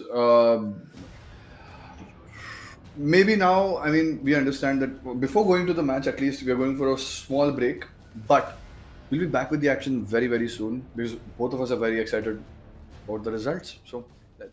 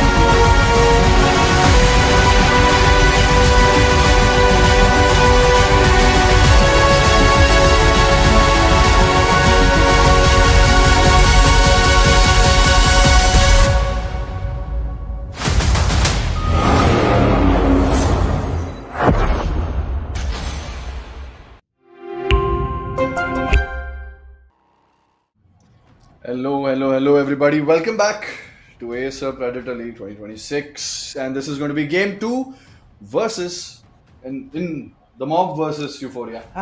Thoda left, right. It happens, guys. It happens when you get such a big beating. But you know what? It's not a problem because I believe that our boys, the mob, will have a plan up their sleeve. Maybe this time they won't make the same mistakes they made. Maybe this time they will prevail. Who knows? Well, yeah, who knows? Let's see. And at the same time, I hope Euphoria Esports does not make the same mistake they've made yesterday. After winning that game number 1, we have seen some pretty big mistakes, and they've lost 2 consecutive games. And that's the reason they are playing in the lower bracket finals. So maybe they can be more precise. Maybe they can go for a 2-0 because if Mob comes back from this point on, there's a strong chance that they can also come up with a 2-1 scoreline. Let's see what's going to happen. We'll jump into the draft as soon as the draft phase begins. And I'd love to see who's going to pick what. Are they going to go for that Medusa again? Are they going to ban that Medusa? Is anyone even going to consider that Medusa to ban or to pick? Let's see. It's going to be a lot more fun. I mean, I'm not against Medusa at all. It's a good hero. You just have to play a certain way. When you have Medusa in your team, you have a lot of responsibility. It's like having a baby. It's like, early on, it's a baby who potentially becomes a strong man and, lifts 550 kilos in deadlifts. But before that, he's a baby. So you have to get the baby in a very safe space in the game, and you just have to secure the whole game for him. Once you do that, it's going to be very rewarding. But that is the tricky part, and I'm hoping that they do something for that, or not pick it all together and play a complete fighting style. Hey, I'm yet to see like Chaos Knights and like I want to see Alchemist. Why don't they pick this hero? It's so strong. You can really just roll with your team. You don't have to farm all the time. You can do so much. But let's see. I mean, I'm hoping they pick something else this time. So the usual Beastmaster band. 10 seconds remaining. Ocheka Hoodwink. 5 seconds remaining. Radiant team back. Radiant team back. And I mean, Dawnbreaker. Disruptor band. Finally. That is a very important band. Disruptor really ruined a lot of team fights for them. And, Yeah. That's a good band. Dawnbreaker. Getting out of the game. That's also pretty decent. Fourth ban. Very fast bans coming out from Euphoria. They know exactly what they don't want to play against because they played some of those themselves. Team back. And Queen of Pain out. Queen Now, of Pain. this is the last ban on the side of the mob, and then they get the first pick. 10 seconds remaining. 5 seconds. Well, let's see. remaining. Euphoria Esports. Just as you said, we have seen some pretty fast-paced bans from Euphoria Esports. I can sense that confidence. I want this confidence to reflect for the whole game. Radiant team pick. Absolutely. Shadow Demon. You let this hero through, you will get picked. And yeah, they picked it first. It's a good hero to have. It's good against many carries just because he can make illusions. And I mean, Euphoria, balls in their court, they get one pick of their own.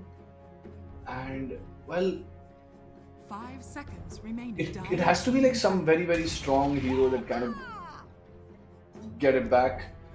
Okay, Snapfire, good strong first pick. They can pick an Undying after that. Undying's pretty good versus Shadow Demon. And you don't have a Snapfire to counter your Tombstone, so it's a strong pick. Will they ban it though? They might. 10 seconds remaining.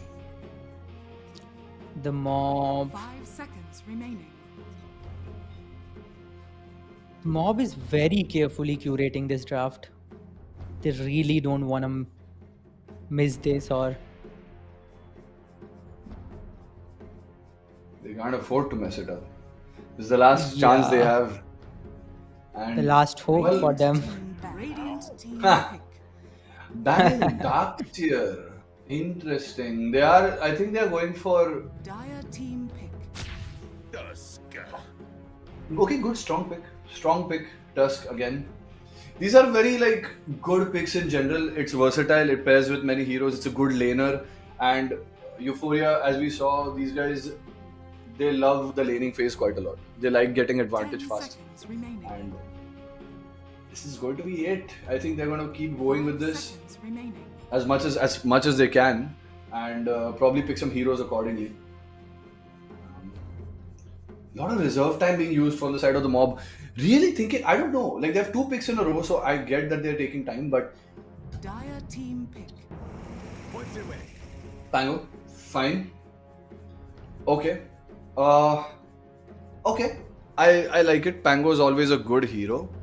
Picking it so early, okay. I mean, it still could work. It has a lot of utility. Otherwise, 10 stops you from seconds picking remaining. certain heroes. It's aggressive. It's a decent laner. 5 seconds remaining. Suits well for the mob. Suits well, yeah. Maybe this time they're playing fast, right? Maybe they're playing aggressive. They're playing team fighty. Maybe that's it. Radiant team pick. Silencer. Good pick. That's a good pick. That's just a flat good pick. Overall, no matter what Euphoria will try, they will if they get team fighters or something, a silencer on the side of mob, it's always going to be disruptive. Even if he disrupts even one spell. That's good. 5 seconds remaining. Strong laner. The mob is on to something. Helps you support. Yeah.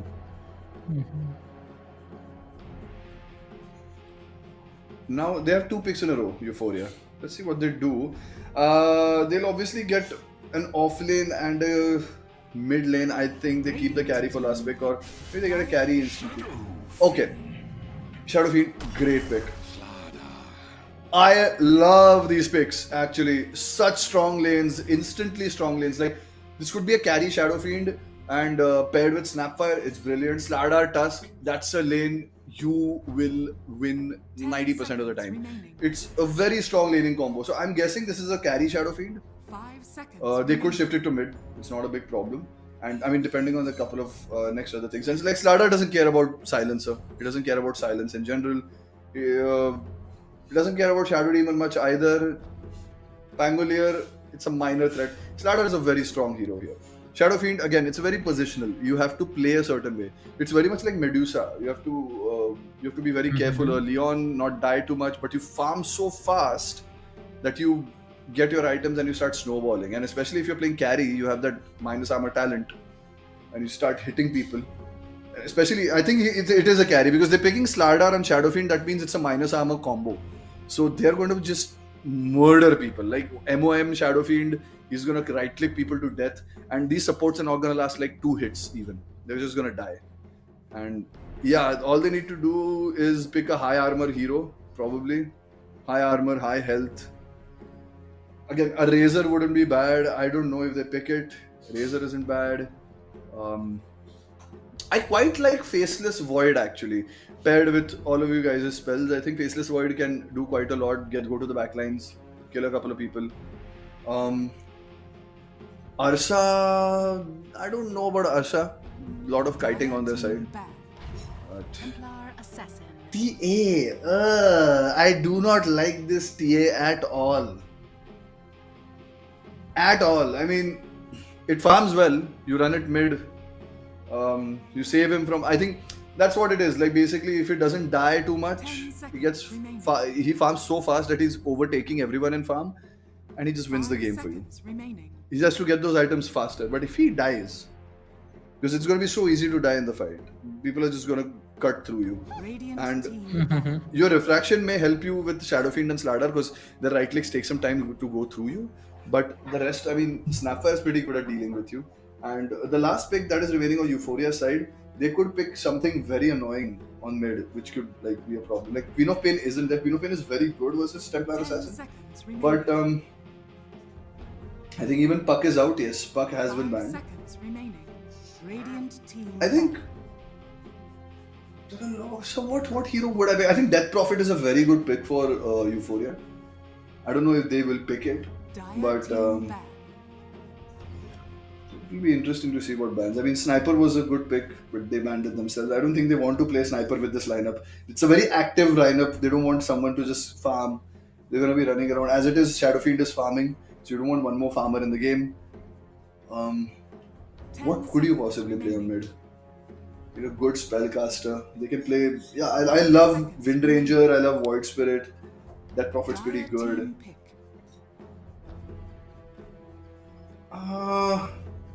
Necro. Not against, I guess, not against Silencer, but otherwise Necro's pretty strong. I think Necro does very well against TA, and the only real problem in this lineup is TA. So, Pango you can deal with Seconds remaining. to a large extent, I think, but TA is going to be a problem later. 5 seconds remaining. Okay, final pick. They have Radiant 3 seconds remaining. They pick Void Spirit. Okay, so we thought about this. Void Spirit is a good pick. That it's a good enough team fight initiator like that. That's good backline jump. He can disable supports quite a lot. So Void Spirit being a good pick, yeah, no brainer here. Now what does Euphoria pick? They have 2 whole minutes. 5 seconds remaining. They have all the time in the world. Void Spirit, Pangolier, everything. Hard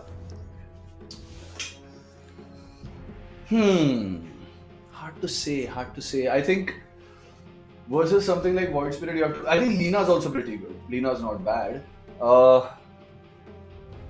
Storm Spirit? No, not against Silencer. You know, Death Prophet just sounds so good to me. Death Prophet. What else? Viper's pretty good. I'm not even lying. Like Viper's pretty good. You can pick Viper. Viper. Wow. 1 whole minute. They've saved all this time and now utilizing it to the fullest. I mean, is Timbersaw good? I don't think so. Timbersaw's not good here. What could they pick? I mean, Kunkka. Kunkka's pretty good. I think Kunkka wouldn't be bad here. Lanes well. Good combos. Yes, Silencer would be a problem, but Kunkka, Tiny. I like these heroes. Good versus TA, especially. Earth Spirit. They're really taking their time. I mean, I think I have good 3-4 options. I think. So they pick 10 seconds. Confusion. Choose your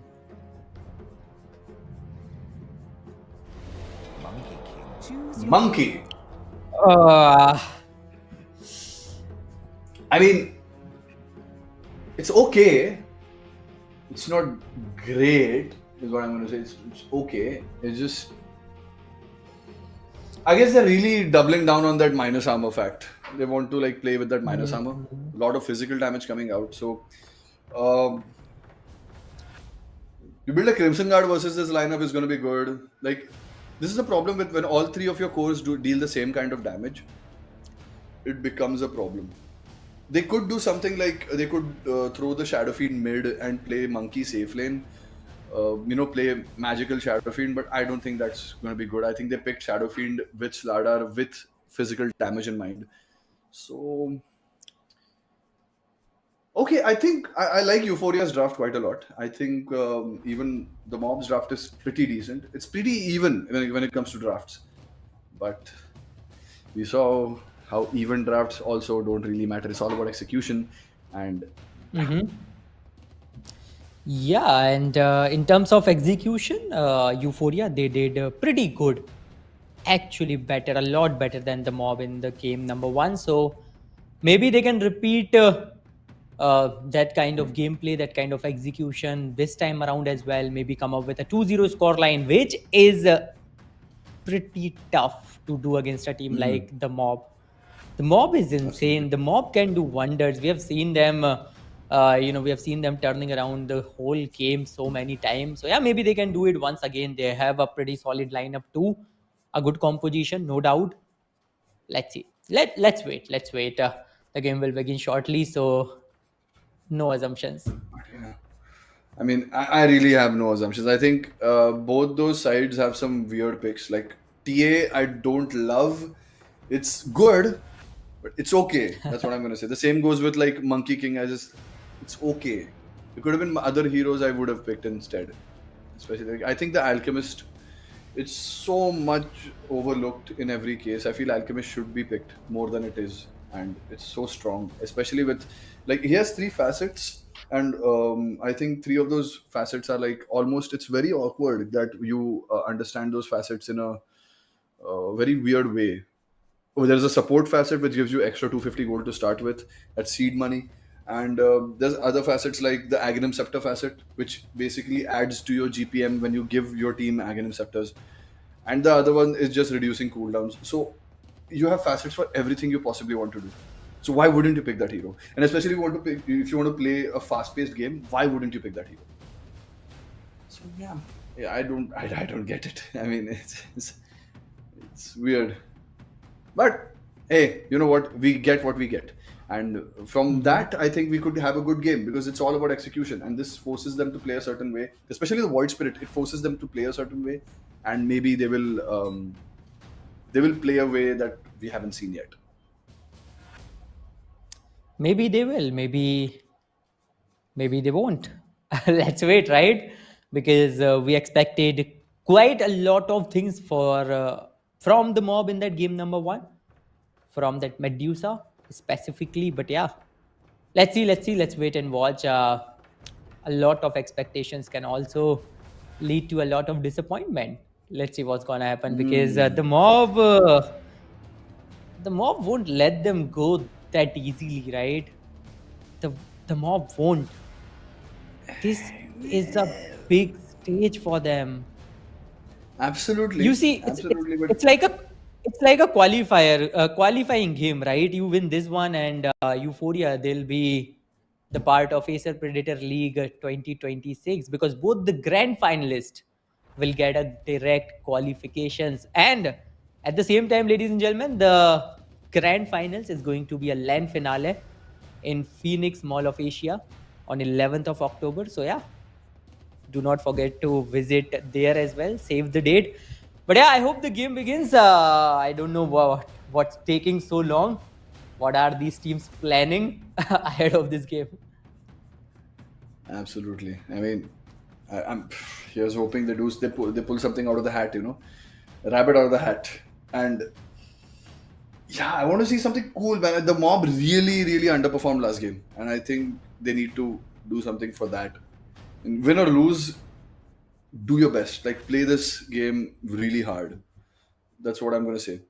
And there is nothing else to say with that. And yeah, initially the picks. We've talked about the draft enough, and I mean, let's see. That's all I can say. Let's see. I can't tell anything right now. So Yeah, let's see what's gonna happen. And in the meantime, ladies and gentlemen, you guys go ahead, check out the new Swift Neo. The Acer Swift Neo is built for performance with a lightweight, sleek, and premium design. So if you like premium designs, go check it out. Powered by an Intel Core Ultra processor and featuring a stunning OLED display, this laptop offers crystal clear visuals and unmatched speed. Plus, with Copilot, you get an AI-driven experience that adapts to your workflow, making multitasking and productivity effortless. Go ahead, check out. The link is given in the description below. But let's take a short break, and after the break, we'll directly jump into our game number 2.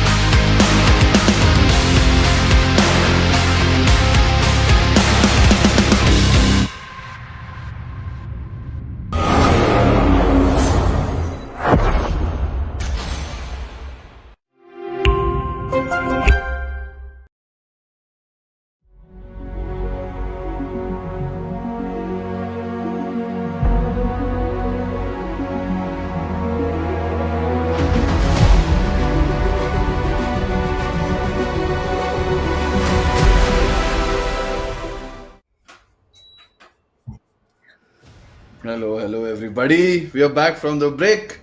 I'm joined by Start Clashing, and we are going into the game number 2 between the Mob and Euphoria. I don't know what we're going to get into. The drafts are even. The game, as of now, is even, but you never know. Yeah, you never know what's gonna happen, so let's wait for the game to begin. We have already seen the draft, and there you go. The game number 2 of this BO3 series, lower bracket finale, the last chance for both these teams to get to the grand finals. Is it going to be Euphoria with a 2-0 scoreline, or the Mob that's gonna make it happen with a big comeback? Let's see. Both the teams at each other's throat. Oh, they are. Okay, the smoke has been revealed. I think, they're not going to move that much here and there. They're just going to get some wards down. Should be good enough. And once they get those wards down, it's the typical D-ward 30 thing seconds going to on. battle. And yeah, it's just a waiting game as of now.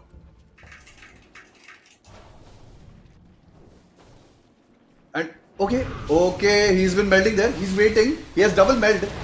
One more meld. Yes, Shadowfiend is a big trouble. He dies first. Okay, Monkey King just gets down. But then again, one more meld. Will he die? Yes, he does die, but not before he also helps getting the tusk. Good initiation from the Mob. TA does not get the first blood. And yeah, it is also... It's important that a Monkey gets a good start.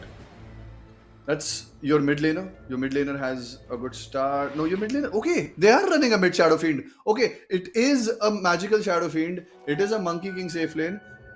Okay, quite a switch up actually.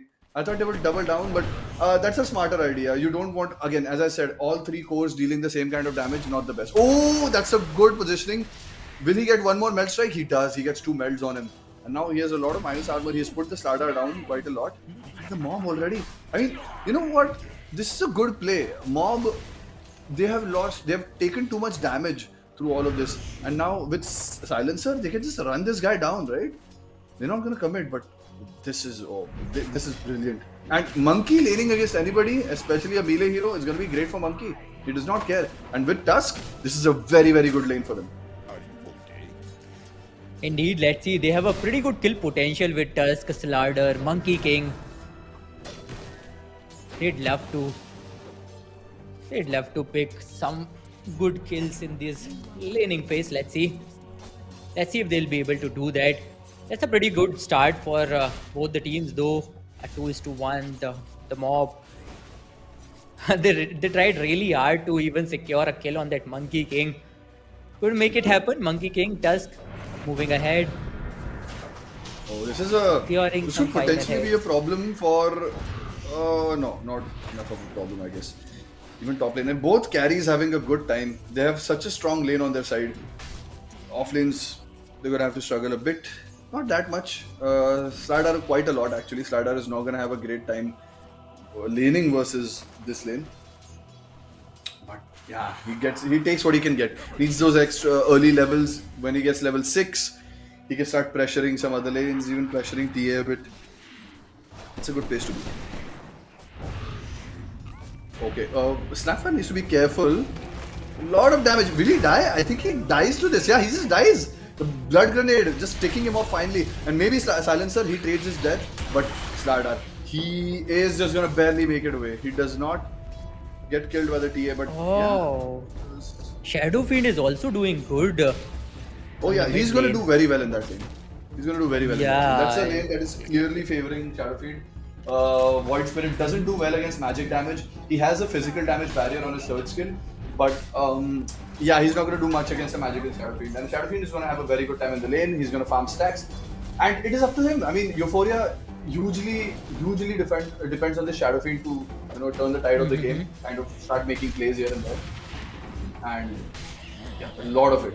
And the supports also, like the Tusk. I wouldn't be surprised Tusk and before the Void Spirit gets level 6, the Tusk makes a rotation, or even the Snapfire makes a rotation on the mid lane, just to kill the Void Spirit even once. going to be pretty important. Oh, nice dodge on the shield crash. And now, okay, Pango trying to run away, but now Shadow Demon stuck. He does not have disruption if I'm not wrong. Does he get Jingu? He does get Jingu. Now he can just trade with this Pango. He does not care. And yeah, this is what happens when you're playing against a Monkey King, man. It's difficult. And is the Snapfire going to die again? Yes, he is barely going to live. Oh, he missed the shards, but I think he still gets the kill. Yeah, that's a hit. And okay, Pango jumps in. Does he get a return? No. All the tower hits tanked by the Monkey King. The Tusk is going to make his way away. I mean, we talked about this. The carries are going to have a good time. Offlane's not so much.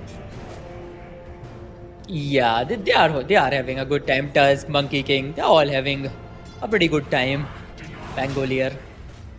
We have seen some pretty good tries at the retaliation, though it didn't work out that well. Snapfire already so low, and that survival, I really thought for a second that Snapfire might die in that altercation. But yeah, they are standing their grounds. Radiant's bottom tower is under attack. Shadow Fiend. Hey, Yeah. Templar. It's just you have to stop him from farming eventually, and it's going to depend on both the mid laners to do something about this. The carries are only going to be susceptible to die if the mid laners do something about it.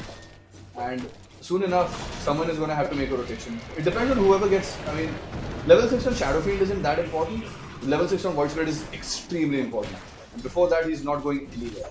And soon enough, he'll get it. I think it's the 5-minute mark. So in about a minute, they'll both get their level 6. And yeah, that should be the time they do something on the map. Yeah, once that Pangolier gets to a level 6, he'll be able to do much more for the team. We'll try to catch Monkey King here and there. Let's see. Shadow Fiend holding his ground at the mid. The good thing about Slardar is that your Slithering Crush gives you so much like healing and like movement and everything. So it's nice. Whenever you're in trouble, you can just use a Slithering Crush, use your stun. We make that pool of water. You can stand in it. Okay, Haste Rune for the Void Spirit who has an ultimate. This is the time, if anywhere, to do something. So he has to make a decision now. Someone anywhere overextends. I think it should be the monkey, but you already see like 4 heroes on top. They are going on the silencer. That's a good enough kill, but they will go for more. And now Shadow Demon is sleeping in, but now the TA is in huge danger actually. He could die, but he gets enough damage. No, they're gonna snowball together outside, and Slardar just gets a stun barely. He's gonna run away. And my god, this was close. Okay, no, Slardar, that's risky. That's risky, my friend. And you will die. He's dead. Slardar is gonna die for this. That's a risky jump. And Void Spirit comes in with a haste rune. He's gonna get 2 kills for his team. And wow, this went from like okay to bad to like really bad. And now Shadow Fiend's sleeping in. Maybe he gets a return kill. Maybe they get some salvage because there's a 7-minute XP rune. Is it going to be taken? It's going to be taken by this. Oh no! But if the TA dies, this is a huge thing. SF, he can get something done here. Okay, Void Spirit trying to make his way out. He has an ultimate. He runs away. He gets the XP. He runs away. But this XP just basically evens him out with the Shadow Fiend. And Shadow Fiend, he got a return kill on both Shadow Demon and the Templar Assassin. This is a huge deal actually. This shouldn't have happened. It's a good rotation by Shadow Fiend, but TA should not have been there. It definitely should not have been there. Yeah, that was a pretty good rotation and a pretty great timing. Shadow Fiend got 2 kills in the moment, and that's a pretty good thing for him, for his levels. Oh no. Oh, they're gonna just run the TA down. Do they have vision? There's no way. Yeah. And oh, this is just 1-by-1 feeding. No. Now it's another one. And another one. And another one. And this is gonna, that TP is cancelled. Silence is all alone. Maybe he kills the Tusk. Doesn't he kills him first. Okay, he gets the aim for it. But that's so much. This is exactly what Euphoria needs to do. This is exactly what they need to do, and then yet again they're doing it. They're pressuring that lane, they're killing the TA. You kill the TA, he's gonna have a very hard time recovering, especially in front of that Monkey King who's involved in those kills. For sure, he is involved in those kills, getting all those XP points. And at the same time, the TA, I think TA already died, 3 times? In just like 5 to 7, 8 minutes. So yeah, that's a pretty good beginning for Euphoria. And I think They were doing the exact same thing in the previous game as well. They were just picking on the mob one by one. And man, they're doing it. Oh, Slardar. I mean, this is a good enough kill, but they got 2 cores to come here. And now Monkey, oh, hello Monkey, you should not be here, you could be in danger, but Pango doesn't have an ult. He gets silencer. Okay, they actually don't have anything. The Pango could very well die. He does not have mana. He could die here. He's barely going to get mana with the stick, but Yes, he gets he trapped in the will. shard and he's going to get killed. Now Shadow Yes, Fiend is here. Everyone is going through the snowball. They're all going forward. Monkey, this keeps jumping. He's so aggressive. I love the way they're playing because he knows exactly he can't farm. He cannot farm versus the TA. So all he has to do is fight, and that's what his team is doing. They're going to fight. And even with all the farm TA has gotten, he can't match up with the Monkey King because the Monkey King had a beautiful lane and plus he's getting a lot of kills. A lot of kills, a lot of assists. We have seen him in so many fights so far, and remember, this is just the early, this is just the early game, and there you go once again, going for yet another kill. Easy one. We'll try to destroy the tower as well.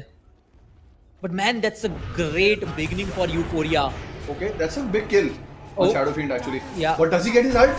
Oh no, he's get silenced. Oh, that's so sad. He gets silenced before the ult even pops and he dies for that. He loses the ending, he loses the dominating streak. Dire's bottom Bad. tower is under attack. Man, Euphoria. Well, the mob is also retaliating pretty well, but you remember we were talking about how the mob, the aggressive playstyle suits them? But so far so good. It is Euphoria that is showing us some intense action to begin with. Absolutely. And oh, he's gonna see him.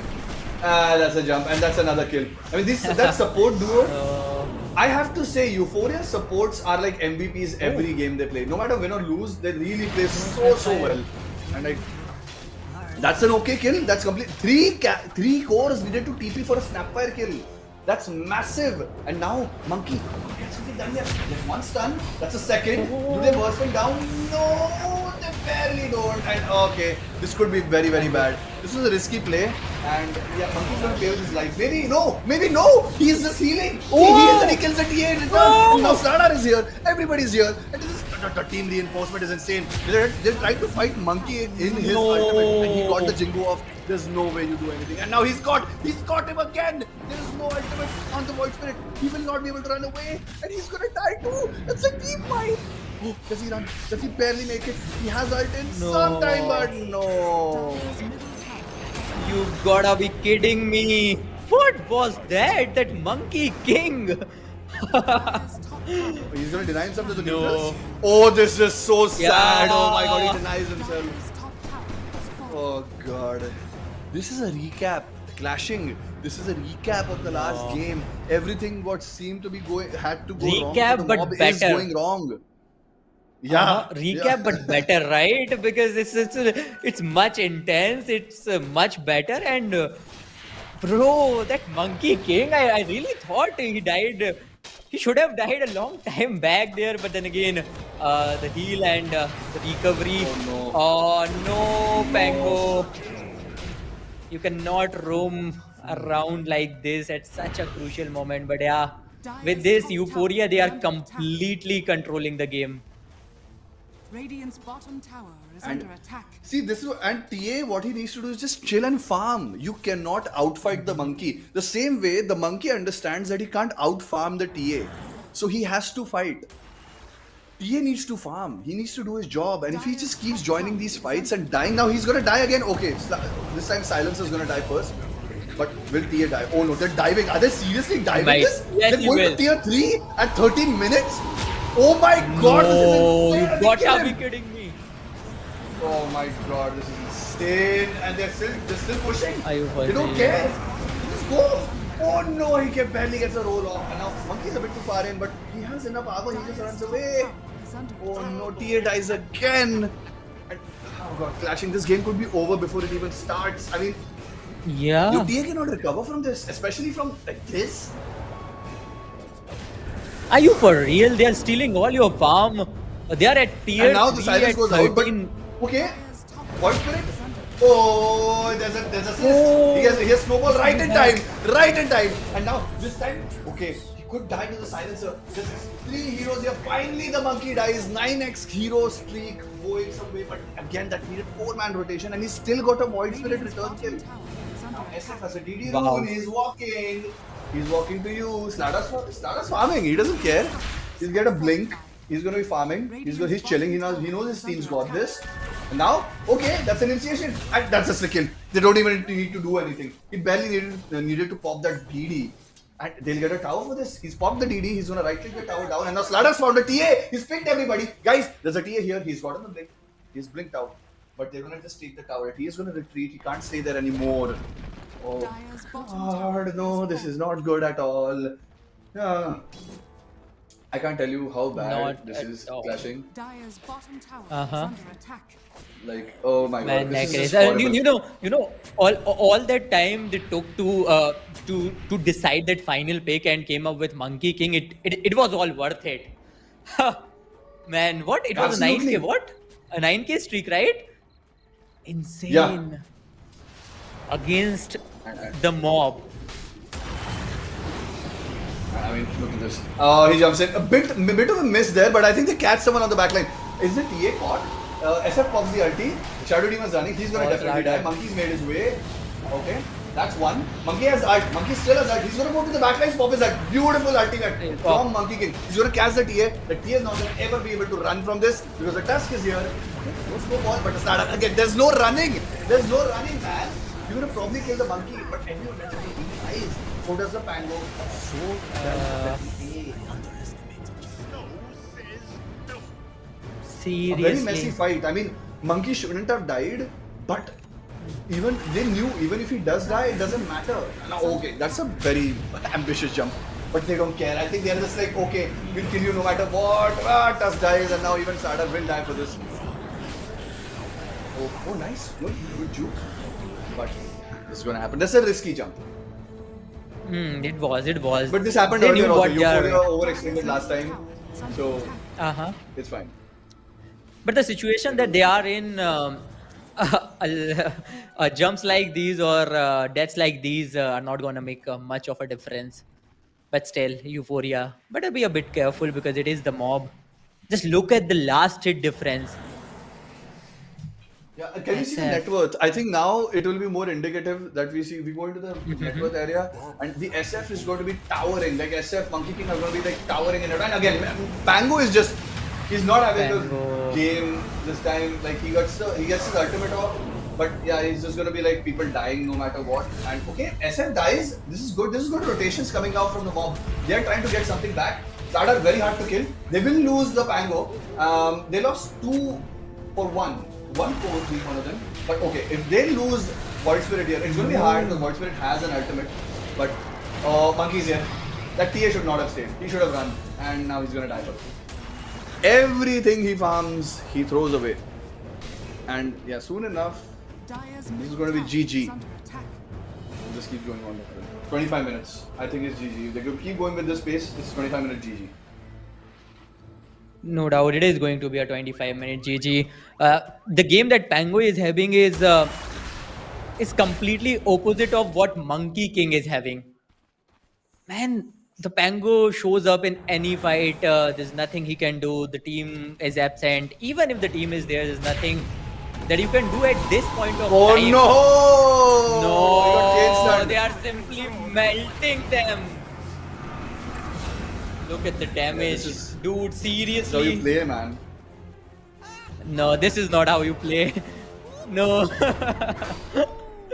I mean, I was talking about This is Euphoria. bad. But yeah, this is how you play. Yeah. I mean, this is Yeah, the this is kind how of you lineup play. they have.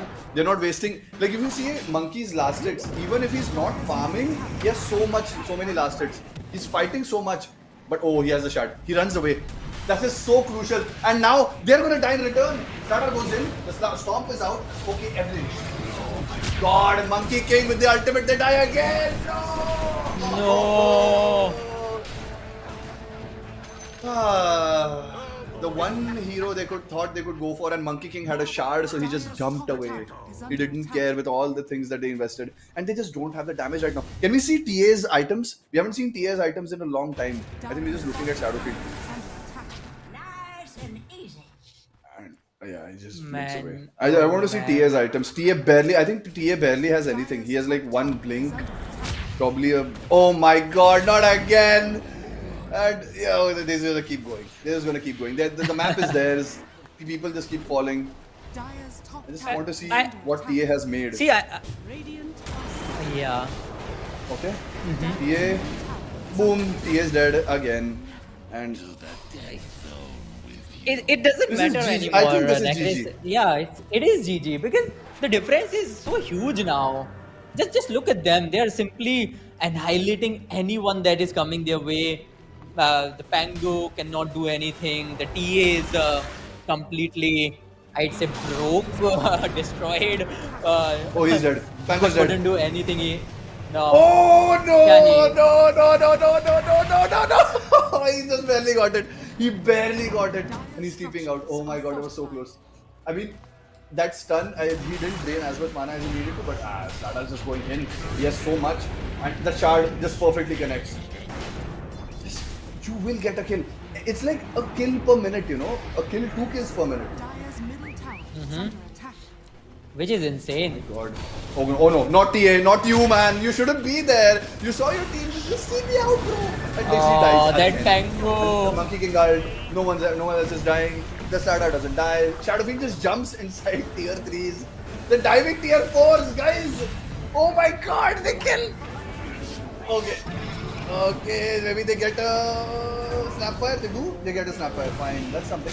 But does the shadow? Okay, he has an ultimate. He has the silence, but he jumps in. That's not a good place to jump, my friend. You should have jumped out. And now you've died. And this is a GG. guys, this game is over. This game is over. Yeah, Necris, this game is over. I don't know, the mob, they can maybe try for maybe 2, 3, 4 more minutes, but yeah, it's not gonna change the course of the game or the results of this game because Euphoria, they were just that good. I cannot believe this is the same team that we have seen yesterday. The execution is so flawless. Wow. Absolutely. Just playing out of the mind. Can we see? I mean, yeah, again. I think he's gonna die. Oh, no, okay, monkey. He runs away. Good call. He runs away. He may die for this. Yeah, he is gonna die for this. That's a big kill. What? No! What? No, What? he Glimmer kill isn't and dead. Sluggus, and now he goes back again. Oh my God! The team just runs so fast. They're always there. This guy can play as risky as he always wants, and this is oh my God, guys. At this point, How? if 5 people can't kill one hero, The Guys. mob, I don't know how can you expect to win this. This is insane. That Monkey King? What? I don't know, man. I think they should just call it a GG. What are they waiting for? Dyer's the No. TA is not. And this is my Necris. problem with TA. You know, this is what I talked about. Like TA, you don't follow a game plan, and you're just so delicate. You just die. Oh, Yeah. they're trash talking. You only know how to is under watch. attack. Bad. Guys, trash talk is on. And I'm like, I'm thinking, it's getting a bit insane. At least you will play in Russia. Russia will perform. Oh God. I think, yeah, this is also that, you know, trash talking is part of the game. It's the fun part. Dyer's And bottom tower is that's what under makes this attack. game, you know, like more competitive. Oh my God. Well, yeah, indeed it does. But I don't think so. The mob, I don't know. Do they have any reply to any of the things that Euphoria is gonna say to them? There is nothing they can do. I mean, Yeah, there's there is nothing they can do, say. Ravi. There's nothing they can do.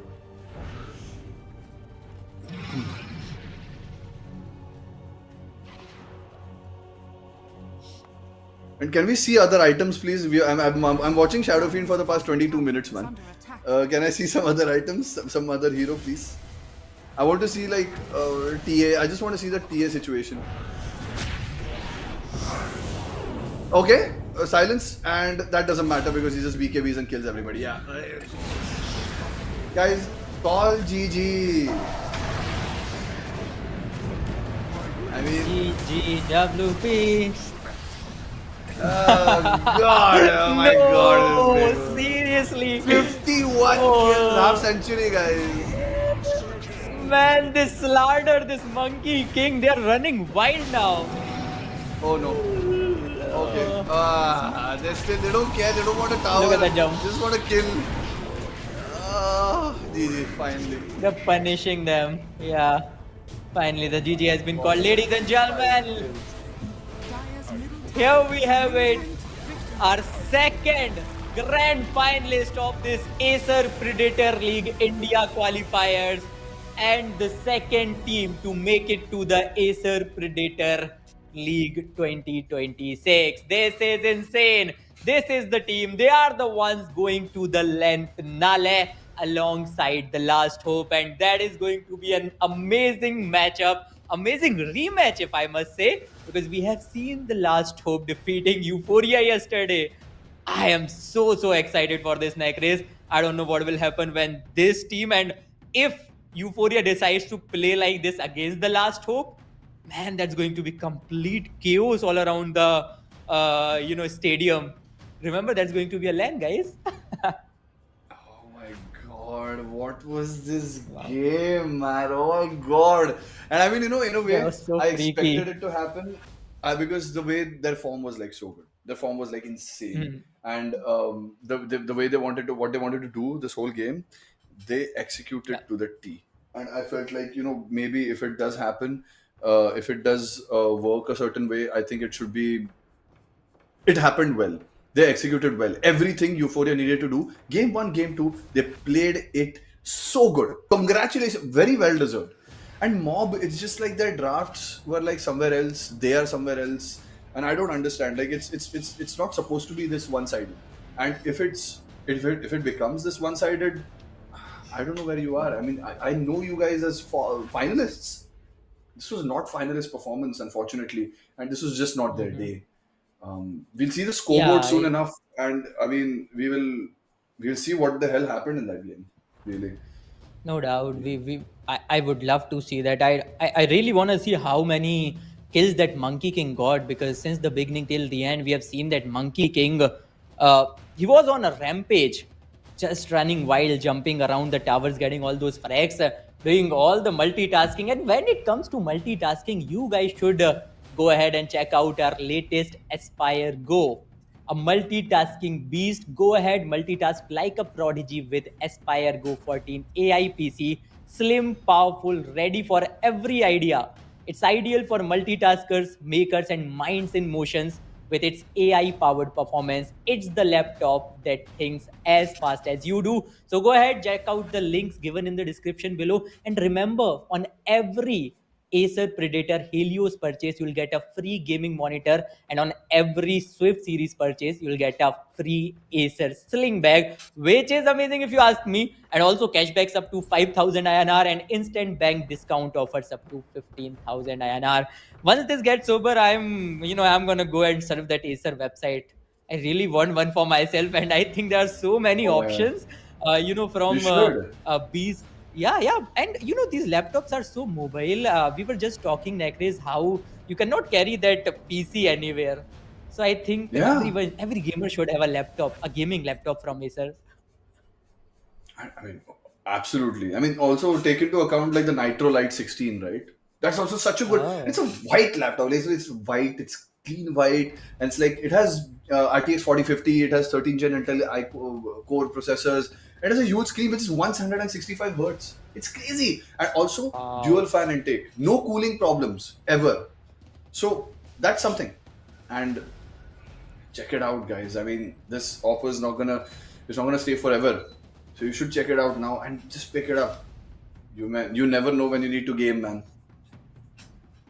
Yeah, and especially for those who likes a sleek setup, you guys should go ahead and check out that Nitro Lite 16, because a setup with a theme, that is a dream of many. I think that's a dream of mine as well, Nekriz. A setup of dreams. You have a sleek white laptop, white keyboard, a white setup, or a black theme, whichever theme you like. So yeah, if you are in whites, go ahead, check out. The link is given in the description below. But it's time for the scoreboard. I hope the scoreboard is here. There you go. Let's see what happened Whoa. in this game number 2.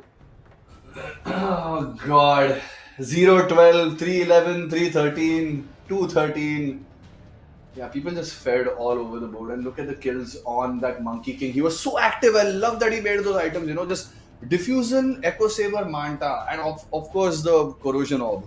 It's so good. You just murder people and you didn't waste time like farming. And You're he did fine. it, You just no? jump around the whole place. Exactly. Just murder. And what a great, I mean, their drafts were so even. It's execution, execution, execution. I obviously would give the edge of the draft to Euphoria because of that Slardar pick. But I mean, Uh-huh. they could have won. Mob could have won. Just needed to play a certain way. And now I see like TA has a Desolator and a Dragonlance. What is he going to do versus all these very, very tanky heroes? And I mean, when a monkey is an alt, he has so much armor, you can't kill him. Look at the damage, man. Look at the I damage that cannot monkey did. believe it. 33,000 damage. And Oh look at my the damage God. that Jackie did. TA 9,000. Oh yeah, 9,000. That's even Not less even a than the single kill. Snapfire. In fact, Yeah, he didn't get this to. is where they lost. Yeah. And see, No, that's the man, problem. this What is they needed sad. to do is keep that TA farming and distract, distract, distract. You need like some sacrificial, someone running around somewhere just dying so that the TA doesn't die. But I mean, you need to read Euphoria a bit. These guys, they were on top of their moves, and this is not the way you play the game, and they paid for it. Euphoria are your second grand finalist. You're going to be going up against Last Hope on the 11th of October in LAN. So please, guys, go for it. Go check them out online because it's going to be a crazy game. I think if this was For any sure. testament, Euphoria is bringing their A game, man. And Last Hope Uh-huh. needs to look out. They took one game off of Last Hope, so it could be possible that finally we have different champions.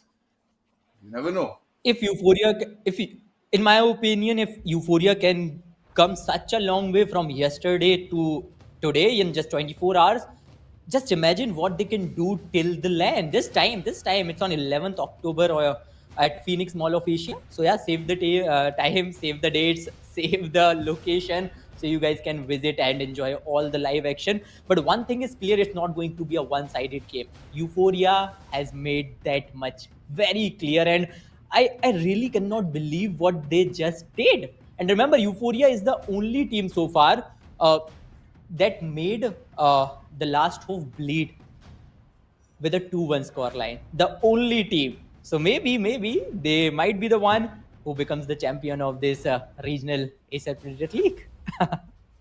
Maybe, Who knows? but Maybe until not. then, guys, we have to take your leave. Clashing, it is always a pleasure. It's always a pleasure casting with you. I hope Pleasure you is all all had mine, fun. sir. Hey, man. Bro! So it's fun. It's fun. Yeah. And I hope you guys had fun. We had a lot of fun. And you can continue to have fun. Please check out the Acer website. Check out the laptops we have in range because they may suit some of your requirements. And more than anything, check out the LAN series that's going to happen on 11th of October. Till then, we are signing off. Thank you to the production. Thank you to everybody who made this possible. Thank you, bye. Great time. And of course, the Observer and the production, everybody. Thank you so much. You Yeah. make this possible. And thank you so much, guys. We'll see you whenever we see you next.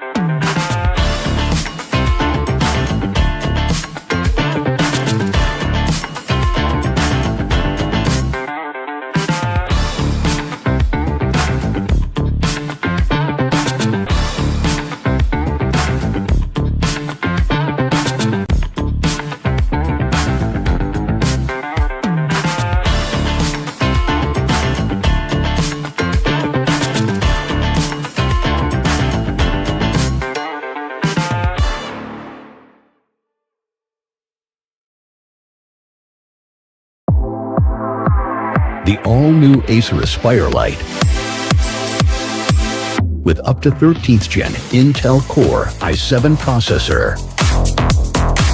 Enjoy sharp visuals on a full HD display with a flexible 180-degree hinge. Lightweight at just 1.59 kilograms. Powerful, flexible, and ready to go. The Acer Aspire Lite with up to 13th Gen Intel Core i7 processor and a full HD display. Lightweight at just 1.59 kilograms. It's powerful, flexible, and ready to go.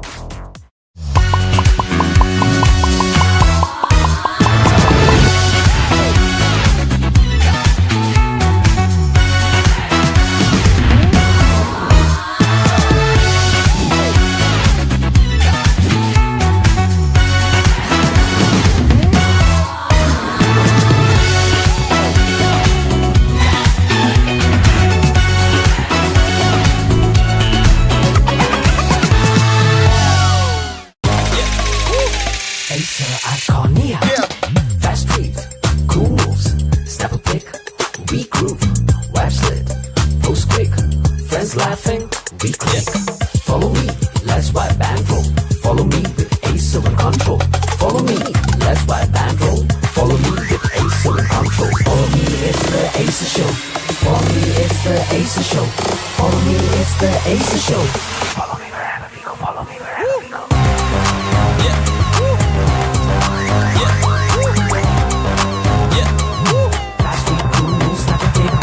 Vibes like those big friends laughing, we click. Follow me, follow me, go. Follow me, follow me, go.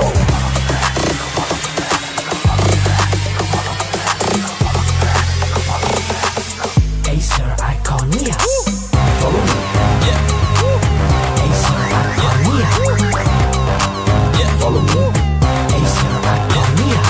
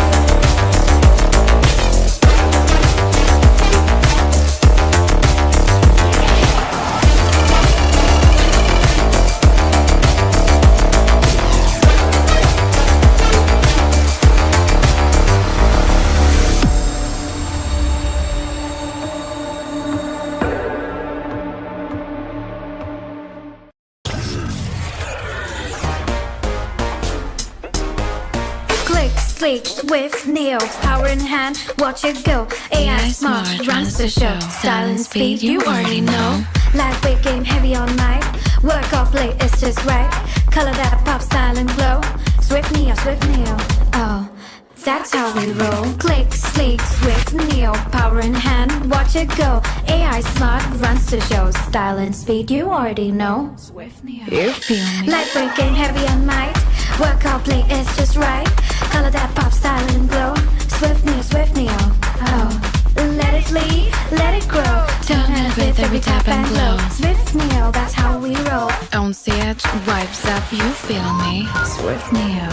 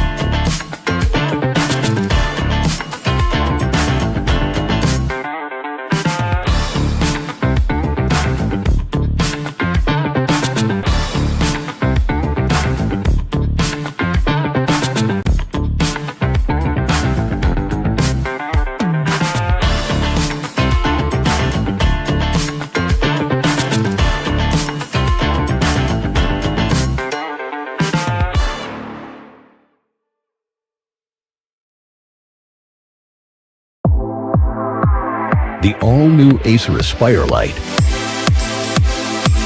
with up to 13th Gen Intel Core i7 processor. Enjoy sharp visuals on a full HD display with a flexible 180-degree hinge. Lightweight at just 1.59 kilograms. Powerful, flexible, and ready to go. The Acer Aspire Lite with up to 13th Gen Intel Core i7 processor and a full HD display. Lightweight at just 1.59 kilograms. It's powerful, flexible, and ready to go.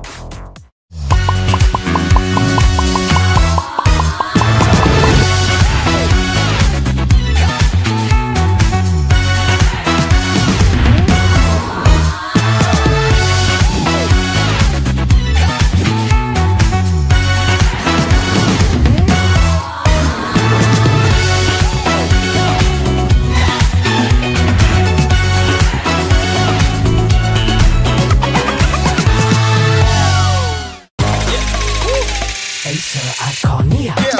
Fast tweet, cool moves, step a pick, we groove, web slit, post quick, friends laughing, we click. Follow me, let's wipe and roll. Follow me with Acer and control. Follow me, let's wipe and roll. Follow me with Acer and control. Follow me, it's the Acer show. Follow me, it's the Acer show. Follow me, it's the Acer show. Follow me wherever we go. Follow me wherever we go.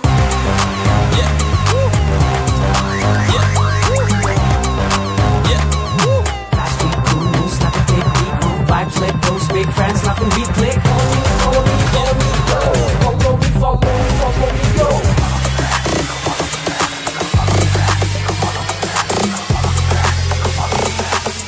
Acer Iconia. Follow me.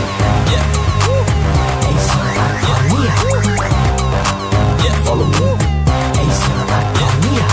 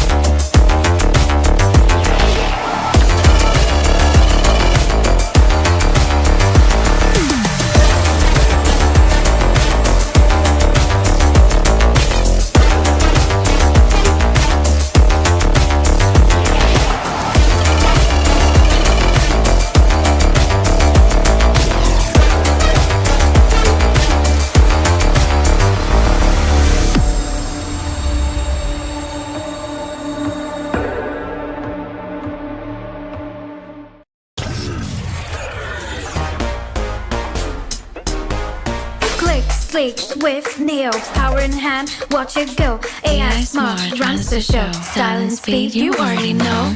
Lightweight game, heavy on mic. Work off late, it's just right. Color that pop, style and glow. Swift neo, oh, that's how we roll. Click, sleek, swift, neo, power in hand, watch it go. AI smart, runs the show. Style and speed, you already know. Swift Neo. You feel me? Lightweight game, heavy on mic. Work off late, it's just right. Color that pop, style and glow. Swift neo, oh. Let it lead, let it grow. Turn heads with every tap and glow. Swift neo, that's how we roll. On set, vibes up, you feel me? Swift Neo.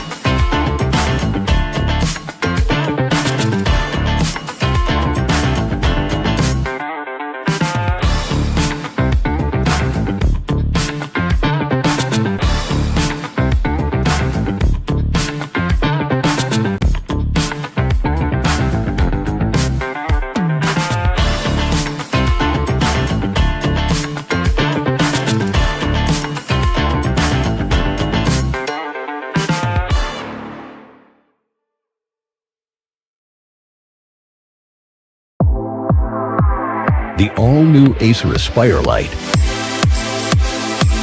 with up to 13th Gen Intel Core i7 processor. Enjoy sharp visuals on a full HD display with a flexible 180-degree hinge. Lightweight at just 1.59 kilograms. Powerful, flexible, and ready to go. The Acer Aspire Lite with up to 13th Gen Intel Core i7 processor and a full HD display. Lightweight at just 1.59 kilograms. It's powerful, flexible, and ready to go.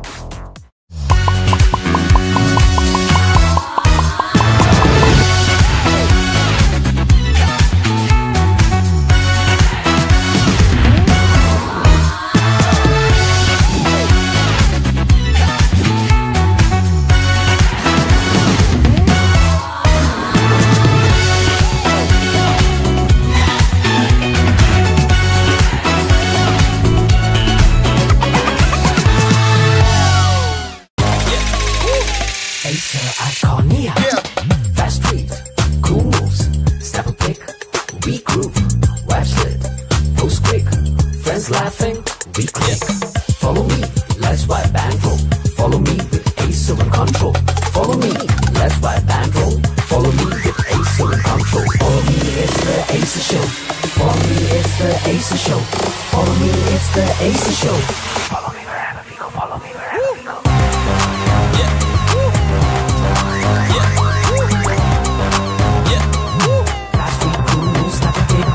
Vibes let those big friends laugh and we click. Follow me, follow me, go. Follow me, follow me, go.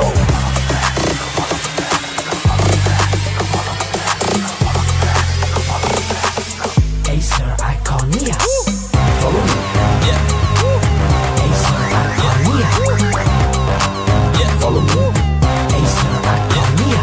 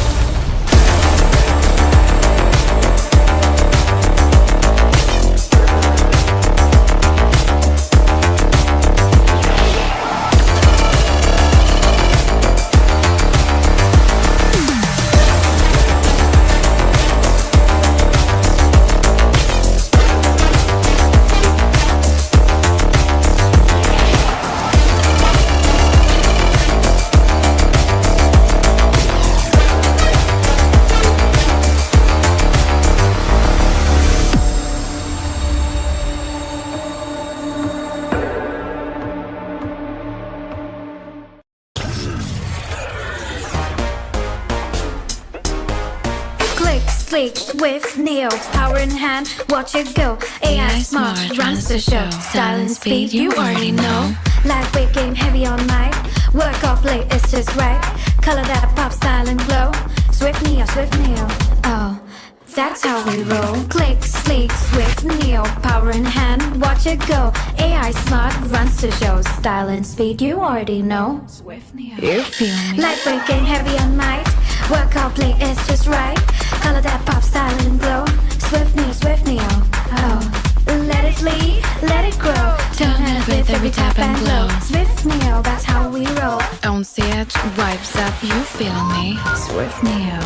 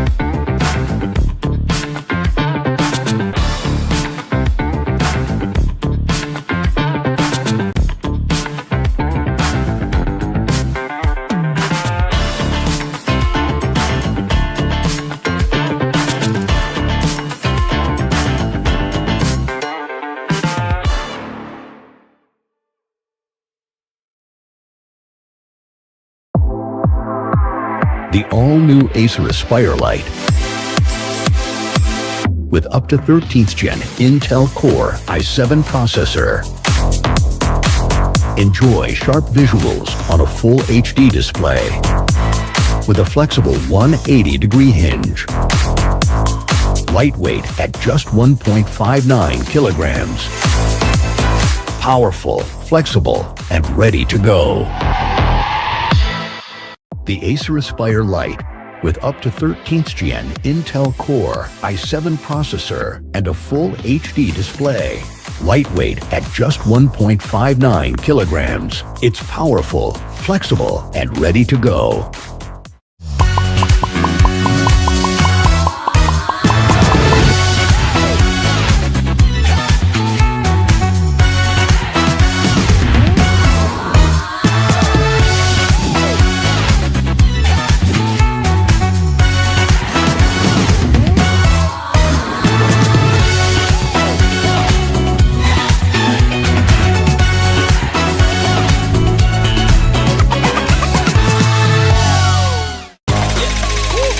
Acer Iconia.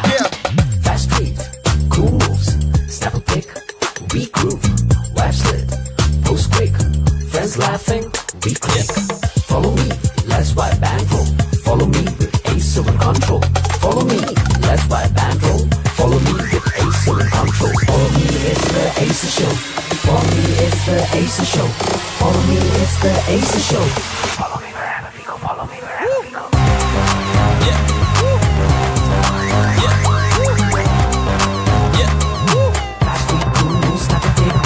Vibes, let those big friends laugh and we click. Follow me, follow me, go. Follow me, follow me, go.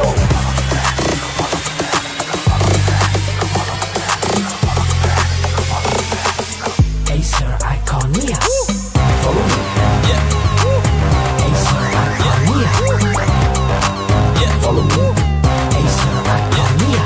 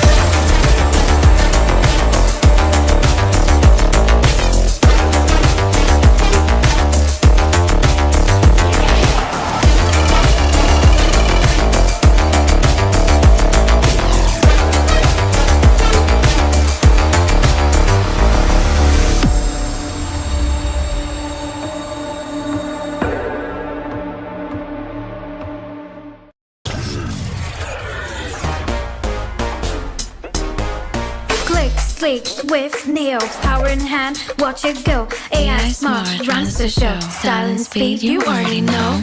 Lightweight game, heavy on mic. Work off late, it's just right. Color that pop, style and glow. Swift Neo, oh, that's how we roll. Click, sleek, swift Neo, power in hand, watch it go. AI smart, runs the show. Style and speed, you already know. Swift Neo. You feel me? Lightweight game, heavy on mic. Work off late, it's just right. Color that pop, style and glow. Swift Neo, oh. Let it lead, let it grow. Turn it with every tap and glow. Swift Neo, that's how we roll. On the edge, vibes up, you feel me? Swift Neo.